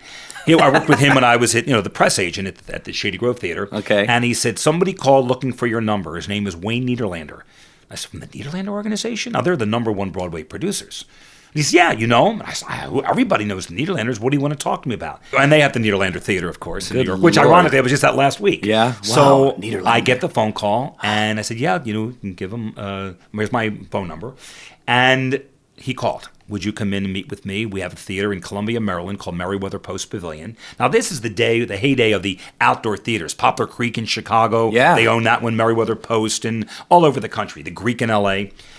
And they offered me the position as a publicist or director of marketing, what have you, for Merriweather Post Pavilion, an 18 to 20,000 seat theater. The one I told you Madonna opened. Yeah. In Columbia, Maryland. Pretty much halfway between Washington and Baltimore. And it was a seasonal job at first, like from May till December. But if you proved yourself, you were on. And that's exactly what happened. And from that point on, I just moved up and I became the vice president of marketing for the entire company of Niederlanders. When you say seasonal job, so it's primary, it's only that was an summer outdoor. Theater. That's correct. So then during the what were you doing the off season? You're point, just looking to book basically, yes. Or at that point, I think they had me maybe they hired me as a consultant on a couple things, but that very next year, then I was on salary all year long, and they used me for other things. And then I moved up in the organization within time, and I became this vice president of the whole country. And I had the Greek Theater in L.A. I would handle the marketing, Detroit, Chicago, and then we were opening a theater here in Chicago called Poplar Creek.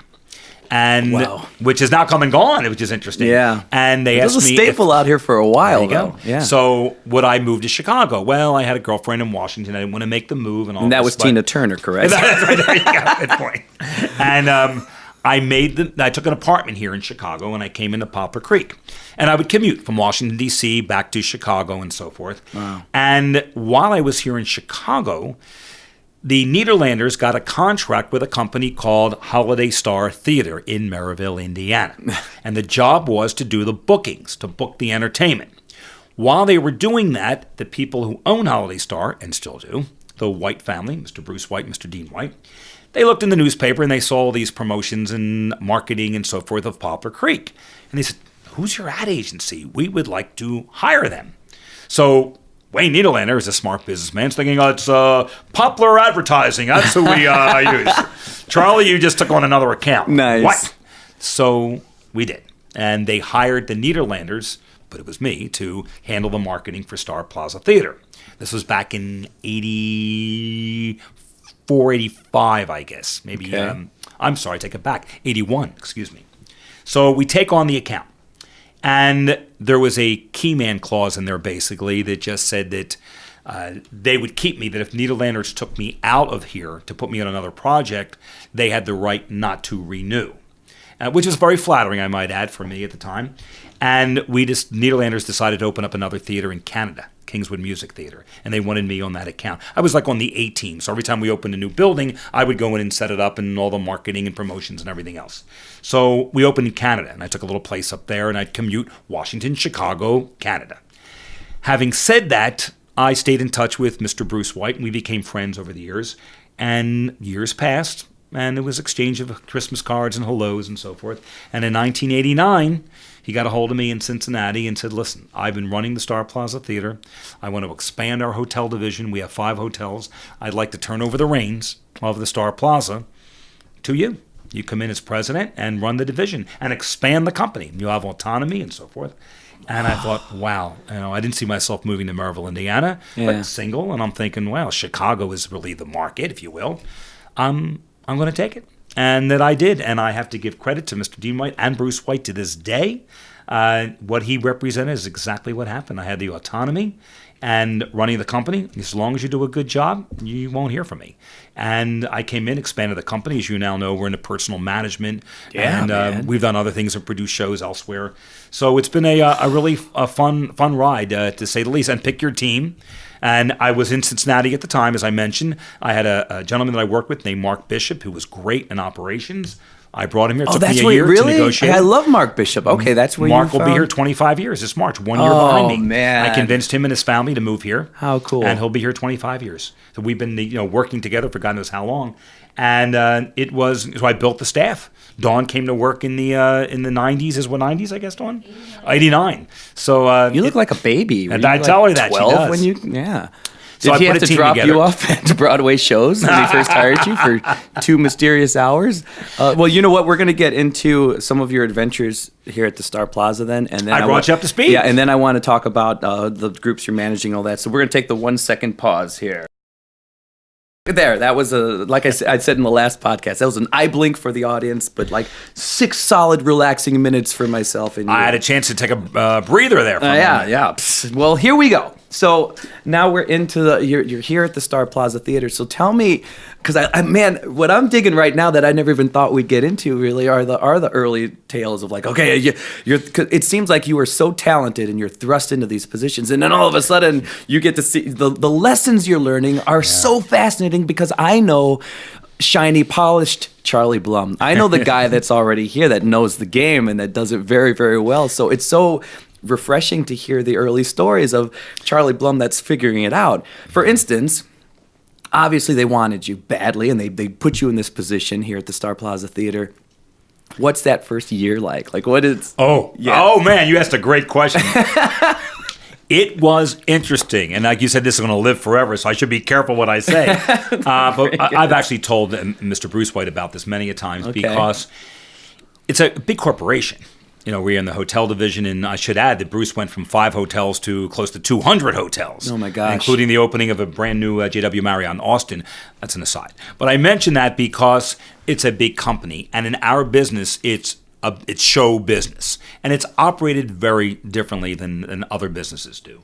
But I came in here with the rules and regulations and policies and procedures, and a lot of things are not applicable to what we do. Sure. So I pretty much had to balance that, the corporate responsibilities, if you will, and my fiduciary responsibilities to the company with the showbiz flair. Oh my God, you're rewriting a book right now. You're rewriting the book. It's really interesting because what we do is really people to people. Even today, Robby, it's funny we're talking about this because I just had this conversation with someone recently that, whether it be my assistant or what have you, there's certain things that I can't have them do because this business is built on relationships. They expect they're going to call me, the manager or the agent, they want to talk to Charlie. And when I call, I expect to talk to them. And they're not going to go, hold the line for Mr. Blum, hold the line for this one. No, it's one-on-one. They're going to call you at midnight, 2 a.m, you're home, you're going to socialize with these people. And it's, even though you have email and you've got, all types of technical advances. So many ways to reach people. Correct. Communicate. Yeah, there's but something. Nothing beats the telephone. Yeah. Okay. And that's voice where the work to voice is done. And I could be on a car, on an airplane, and landing and make a deal on a show. I just did the other night, and I couldn't check my book. I was getting off the plane, and I won't mention the artists because it's not confirmed yet. But I went, I'm interested. What are we looking at? Let me run the numbers. And I had my phone, so I put it on calculator. Yeah. And I tried to figure it out. And I've got my calendar here in my breast pocket. The date is open, and we put a deal together. And before I got on the plane, I'd made a deal on an artist. It's still person to person. I just came back from a conference in New York last month. Yeah. And I shook my head at the end of the day because artists come and go. I'm telling stories of people that maybe some listeners don't know who they are. But the people behind the scenes, their managers, their agents, and so forth, we're still here. We are still here. There's another conference coming up in a couple of weeks. I'll look at people that were there in the beginning when this act was hot and now they're cold, or they're now superstars or what have you. We're still there. Wow. But what was fun is that I went up the escalator. This is about 3 weeks ago.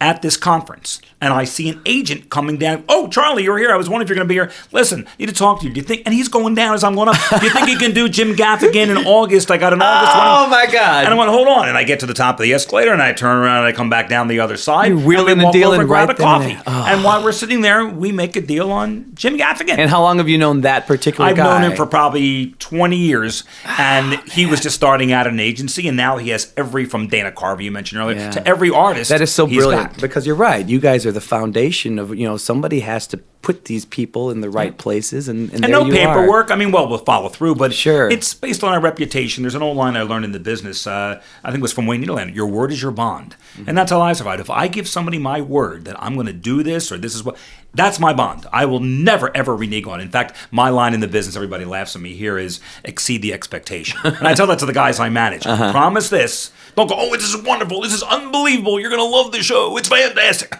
Never. I think you're going to like it. Should be a good show. And then wow them. So set the expectation here and exceed it. Wow. And I walked out of that conference before I'd even walked through the floor. I think I booked 3 or 4 shows. No kidding.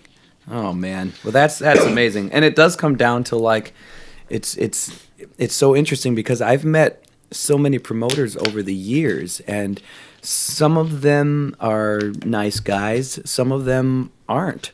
Some of them are hard cases. Yeah. And you get this crazy hard ass, And I come across you, and you're a charming guy, but you're a friendly guy. Thank you. And you it's so funny. You paid me the compliment of being a nice guy in the industry not too long ago, and I kept thinking, the guy telling me this is a nice guy though, because that's to be able to toggle that. A nice person in the midst of this, it's still a money making. It's all about the dollar. The almighty dollar is what keeps driving this, so that we can keep doing what we do. And I don't know. I think it's great that you're able to sustain that. The Charlie Blum smile. There's a smile in your voice. People can hear. Anybody listening to this podcast can hear. There's a smile in your voice, man, and it's impressive. It's impressive. I appreciate it. I have a passion for it. I enjoy what I do. But you are right on, Robbie. There's some that won't be unethical in any business, but that's not me. And if it came to that, I'm done. And my relationships with artists and agents and managers and so forth has been on. They know they can trust me, and that whatever I say I'm going to deliver, I'll deliver. And I convey that to my staff. It's got to be the same thing all the way down. So then let me hear a little bit about year one as the guy in charge of Star Plaza Theater. Oh, yeah. So that's trying to balance that, the corporate side versus the other side. Yeah. Then there still has to be, it sounds impressive because it sounds like you're somewhat rewriting the book on how to do this because of the different worlds that you're pulling from in order to do this new job. But then where does the learning come in? Like, what were the crazy lessons you have? Any it had to be a little insane. Well, we would have meetings, with the hotel because our business in the theater obviously impacts the hotel. We'd have meetings at 7 o'clock in the morning. They were called Plaza Operating Committee meetings, POC, Plaza Operating Committee. Okay. And I was on that board representing the theater. But in those meetings, we would talk about there was a problem with stuffed toilets over the weekend. The refrigerator went out in room 2601 or whatever. And I'd have to, at 7 o'clock in the morning. And people who know me, they're going, 7 o'clock in the morning, right? Was Charlie just going to bed? I am not a morning person. And that has nothing to do with your side of things either. Like all of a sudden, the mattress is lumpy. And you're like, I'm trying to get Wayne Newton in here. Exactly. That's what it was. And I'd be like, holding my eyes open, wait till it gets to me, and I'll talk about Wayne Newton. And I'm like, oh my God, what do I have to do about the toilets? And I'd have to go to those meetings. So we were trying to mix everybody together. That has ceased about 20 years ago. But that's the kind of stuff we're mixing the corporate side with the business. Now, there still is a corporate. As I said, I still have a fiduciary responsibility. It is a business. Fortunately, Mark Bishop, who is the greatest general manager of any theater in the country by far. Kudos to Mark Bishop, man. I've worked with him on a couple shows. The greatest. He is the greatest, and he is the glue. And so he is more in tune with the business side, if you will. And we laugh because I go, I got an idea. Let's do this, and that. Now, let's make this thing happen. And here's how I think we're going to do it. Now implement it. And he's and the team. And they're there. He's your Doc Holliday, man. All right. So I've been very fortunate to have a great team. I said, starting with him. knowledgeable, loyal, extremely intelligent, and we take him out. He does our shows on the road with us when we do our Frankie Valli dates. And as I've expanded the company, and it's been a joy at the same time. And not every show is going to be a winner, but we really hit gold with Frankie Valli. It's been really a very successful and congenial relationship with him around the country. The fact that Jersey Boys became a huge hit, which also leads me to getting into personal management with Under the Street I still want to hear about some kind of crazy, what did I get myself into? What, you got anything? My God. Is there anything from Robby, that's exactly what it is. Yeah. What's the definition of a manager? A manager is the father of a dysfunctional family. That's what it is. Like, what did I do? This is funny. Yeah. I don't have kids, and so they always joke with me, NAP, not a parent. But I now understand it when people are like on their second wives or what have you, and especially if it's an older guy marrying a younger woman, and she says, "Oh, I want to have a kid," and the guy already had kids, and he says, "Listen, I had a kid, I love my kids, but never again." One of those. Love my children, but I'm done. Yeah. Well, it's the same thing. I get letters all the time. "Oh, you want to manage this one? Here's a group that wants you to manage them. We saw what you did with Street Lamp and Gentleman's Rule and so forth. Would you manage?" I go, "Sure, I'm done." And am I saying that now? Who knows? Maybe tomorrow I'll change my mind because it has been exciting to say the least. But it is a whole different world when you're managing because you do become part of their family and vice versa. I mean, they live So with what me. happened there? Okay, because at first I was trying to get president of Star Plaza year one stories out of you. If anything was weird, like any learning thing. But I mean, and I guess before we move on to the next thing, I mean, anything for people like anybody trying to get into this end of the business, like being a promoter. I mean, starting from the ground up, what do you tell those guys? What do you tell the guy that's just trying to work a couple of festivals and things like that, and he's just getting his feet wet? He doesn't have the in with the theater. What do you tell that kid? That's a great question because what I bring to the table in managing, and I'm the first one to admit, I'm a new manager of the business. I didn't start out 30 years ago as a manager. Yeah, but no, I'm talking promoter right now. But that's where I say make a good manager in that. Because I'm a promoter. So I say to my guys, you have to look at it as an artist from the promoter standpoint. So, for example, an act may say, "Oh, Mr. Blum, would you represent me? I've got 100,000 fans." I go, "Really? How many tickets have they bought? Or more importantly, where are you performing at? Yeah. You got 100,000 fans. Are you playing at the United Center? Are you at the Chicago Theater?" Somebody has to take that chance, book the theater. And what people don't realize, when I put a show on here, I don't care whether I do Madonna or whether I'm doing Jay Leno or whomever, my cost, I still have to open the building. I've got insurance, security, ushers, royalty fees. I mean, it goes on and on. Towels in the dressing room, transportation, advertising. So there's a huge cost. People don't realize about the royalty fees, by the way. That's an interesting you know side about of that it. stuff, my But friend. I mean, for the performance, I mean, that's interesting. Like the theater has to... If you have a comedian walk on and walks on to music, I got to play. They pay for the song. So interesting. Yeah. So there's so much involved behind the scenes, which is exciting. But I always say to the artist, you have to know from a promoter standpoint, here's what they're thinking. And here's what they need to make this right. So if my act is worth X, I might say, you know what? We're not going to go out for X. Why not? We can get that. Because I want to make sure that promoter at the end of the day makes money and is happy. Because when they're happy, they're going to bring you back. Nice. So don't go in and try to say, we want this. Let's make it work so everybody wins. If you have a win-win-win, can you get any better than that? Yeah, man, that's smart. Yeah. So then all of a sudden, I mean, you've had the connections to manage a group probably for the last 12 years, last 20 years, but I mean, I bet the last 12, you could really kill it at any time with a lot of your connections and knowledge. So what made you suddenly decide, let's talk about Under the Street Lamp. I think what happened there, and also another interesting story is... Was Under the Street Lamp the first group that you met? Okay. Yep. And what was interesting is... Folks, Under the Street Lamp, who Under the Street Lamp are the four former guys of Jersey Boys, the show Jersey Boys, that this particular cast in Chicago that ran for 2.5 years. Okay, so what happened? How does... well, I was doing a Frankie Valli date at the Chicago Theater. Okay. And the Jersey Boys was playing downtown. So the people from Jersey Boys thought, how can we help promote the show? But their show, Jersey Boys. And we thought, how do we promote Frankie? So the idea was, let's have Frankie meet Frankie. At the Four Seasons Hotel in Chicago. And that's what happened. So just some publicity. That's correct. Okay. ABC's down there, NBC's Chicago trip. Everybody's covering this event. Nice. So we get down there, and Frankie's in the hotel room, and the guys show up from the Jersey Boys cast. And we just start, yakking back and forth. Now we introduce them, we take pictures, video, makes the papers and all that, and we did our job. But meanwhile, I go to see Jersey Boys one more time before it closes. Now, I have been a fan of Frankie Valli since I was a kid, as I mentioned, in Atlantic City. So Jersey Boys, the show itself, the music, I really love. I go to see it about the week before it closed. At the end of the night, when the audience is leaving, I walk to the front of the stage because I see one of the guys who was in the show, Michael Ingersoll, who you have met. And I went, hey, what are you guys going to be doing now that the show's over? And he said, we just get together on our nights off and we play together. In fact, we're going to be somewhere next week if you'd like to come see the show. Huh. I go, all right, I'll come check it out. This was in Chicago? Right. Okay. So I go to see it. And as a side note, I wear another hat. I'm on the board of directors of the PBS station here in town, Lakeshore. My mind starts to click, and I see PBS written all over this. It has that kind of audience, it has that kind of appeal, or what have you. In addition to which, my light bulb goes off that I'm at this conference, when I was just telling you about in New York. Mm-hmm. It happens every year. And there was an agent that I'll never forget this, Beth Jones, and she gave me a hug one day walking into the hotel, and she said, I have wanted to work with you on a project for so long. I said, oh, what's the project? She goes, I don't have any. Tell me what you want to do. I want to work with you. So my mind clicked. I knew that she worked with PBS on stuff. I've got the act. I've got the connections in the theaters. We can put all this together. And that's what started it. So we got a hold of her. Then we talked to her PBS people, and I built up a relationship with them. And one thing led to another.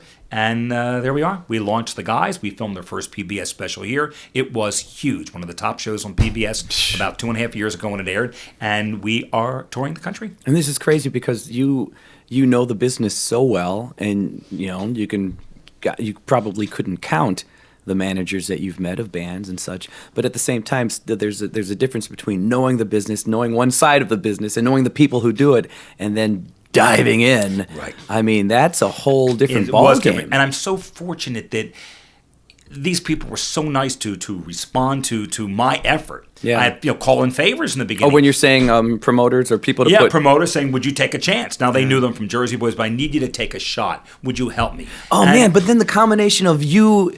it's probably not that often that, I don't know how many promoters suddenly become managers, but I mean, you know that other side. You know with the theater owners, you know with the buyers. You're a buyer. Yeah. So you completely speak their language. You said it right. You know when they're bullshitting.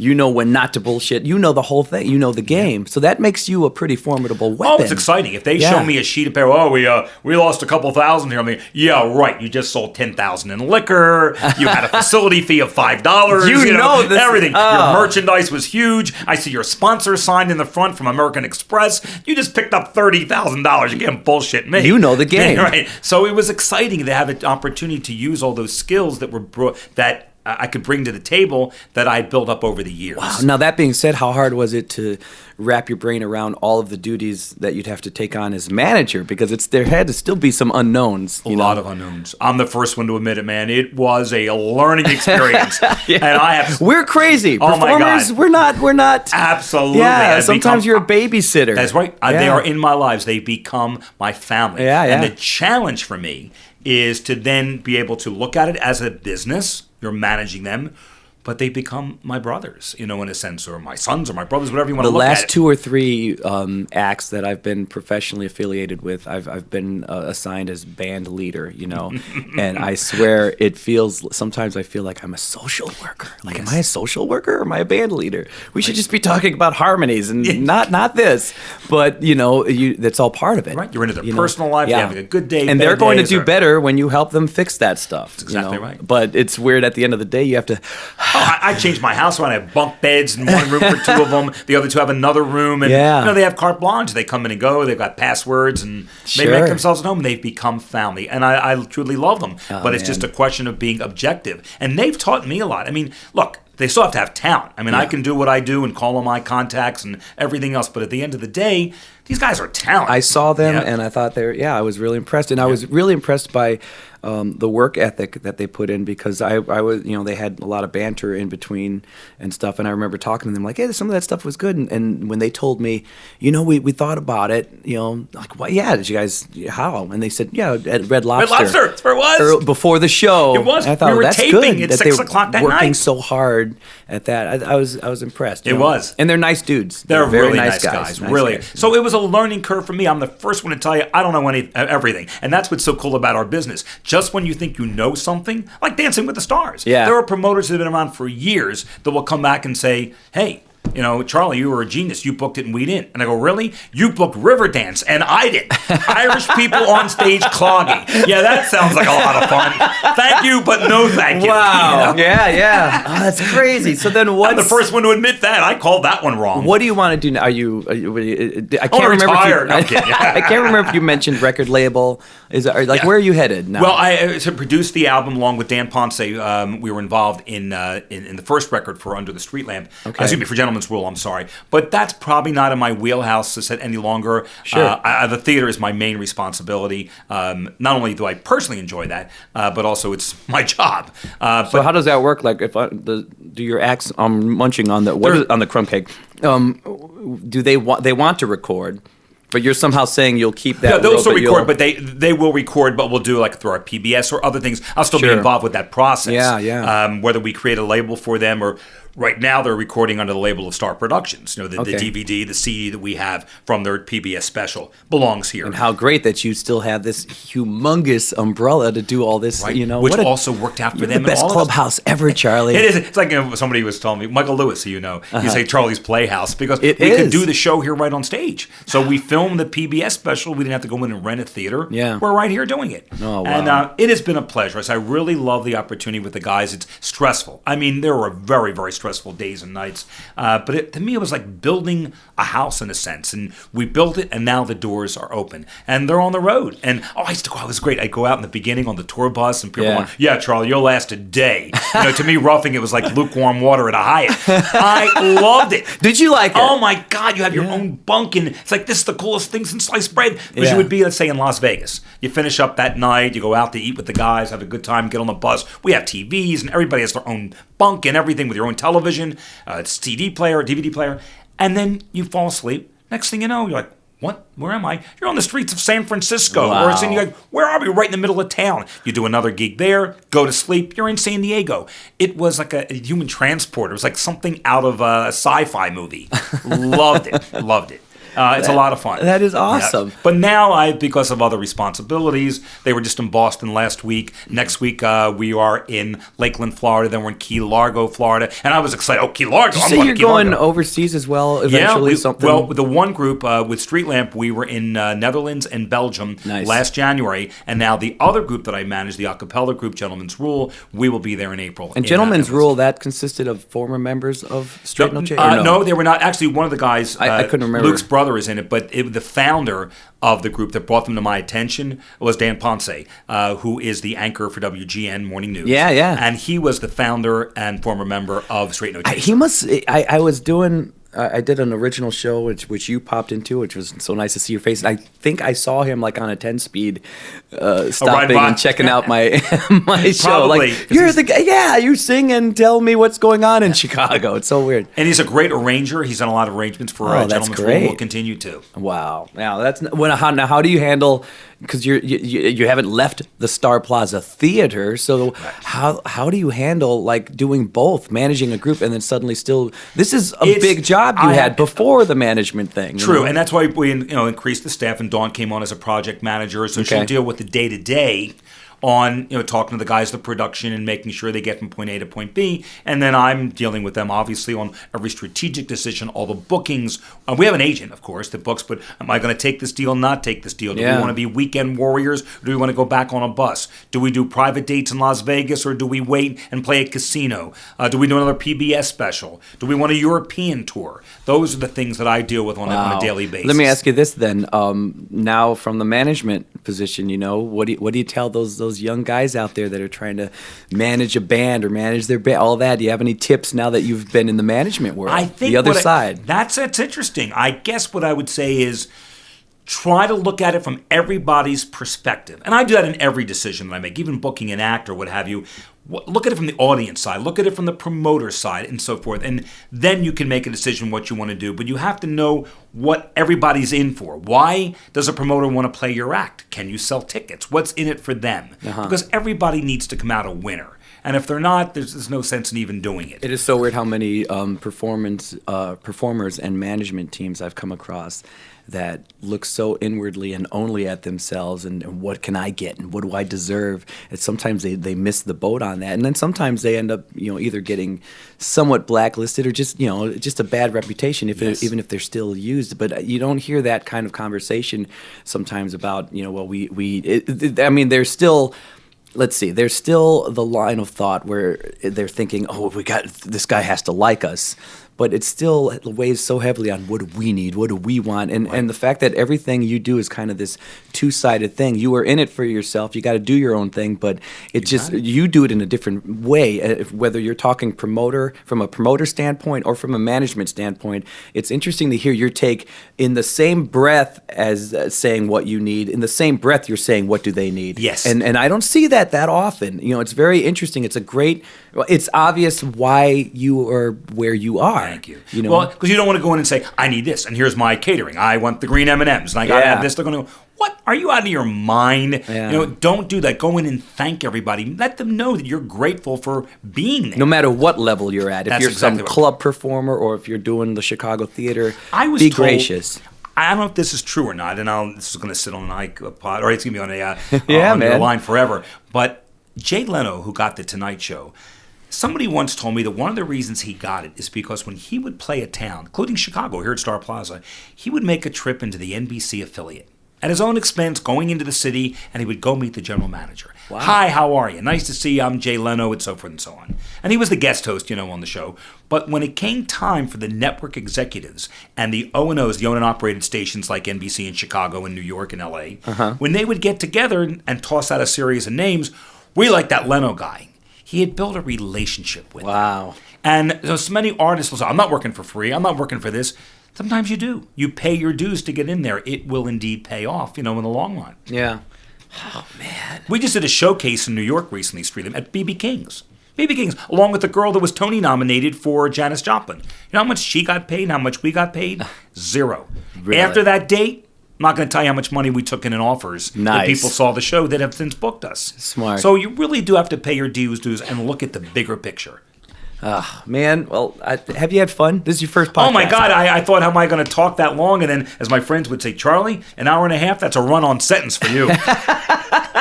You're a great guy, and you're fascinating, and the stories and the whole thing. And I think you and I are probably going to have to touch base again in another year. Absolutely, man. I want new stories and the whole thing. Think I can get a book deal out of this? I think you can. You know what? The last I don't know who it was, but who it was that hired her, but the last guest I had, Jasmine Jean, who's fascinating and beautiful and all this great stuff. I think it was a casting director from New York who heard her podcast, who heard my last podcast, and she has some kind of a film role. Are you serious? Dubbing a film.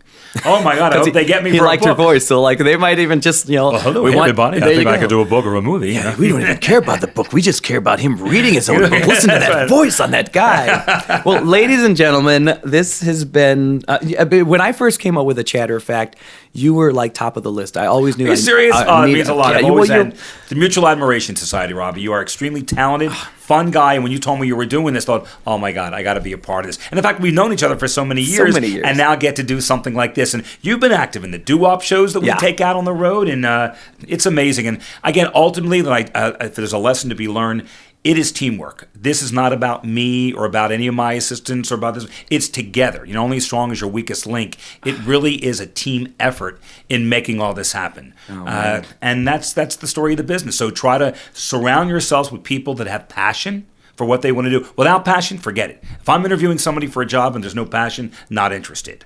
But putting a team together of everybody that's passionate about what they do and listening to each other, because I sure as hell didn't do this by myself. And I'm grateful for all the people I've met over the years that have helped along the way, and I hope I've helped them as well. And I hope that passion lasts forever. Let that be a lesson, because this guy's doing it for real, everybody. So anybody, if you see Under the Street Lamp, if you see Gentleman's Rule, and if you happen to go to a show at the Star Plaza Theater in Maryville, Indiana, just know now you know the voice behind the theater. You're going to come, you're going to see your favorite act, you're going to see somebody you love on that stage, but just know now you guys now know. We've pulled the curtain back, and there's a wonderful spirit, a funny, gentle, kind, intelligent soul behind this place. His name's Charlie Blum, and I'm so glad that you did this. So I'm so excited. Yeah. This has been a blast, seriously. Great, man. So you guys met him, you know him, you love him. That is Charlie Blum. I have nothing more to say. So everybody, I hope you guys have had fun. Thanks, I had everyone. fun. Yeah, this was a good time. Good time. So, all right, go out there, enjoy your week, enjoy your month, enjoy your day, and find your smile. Bye-bye.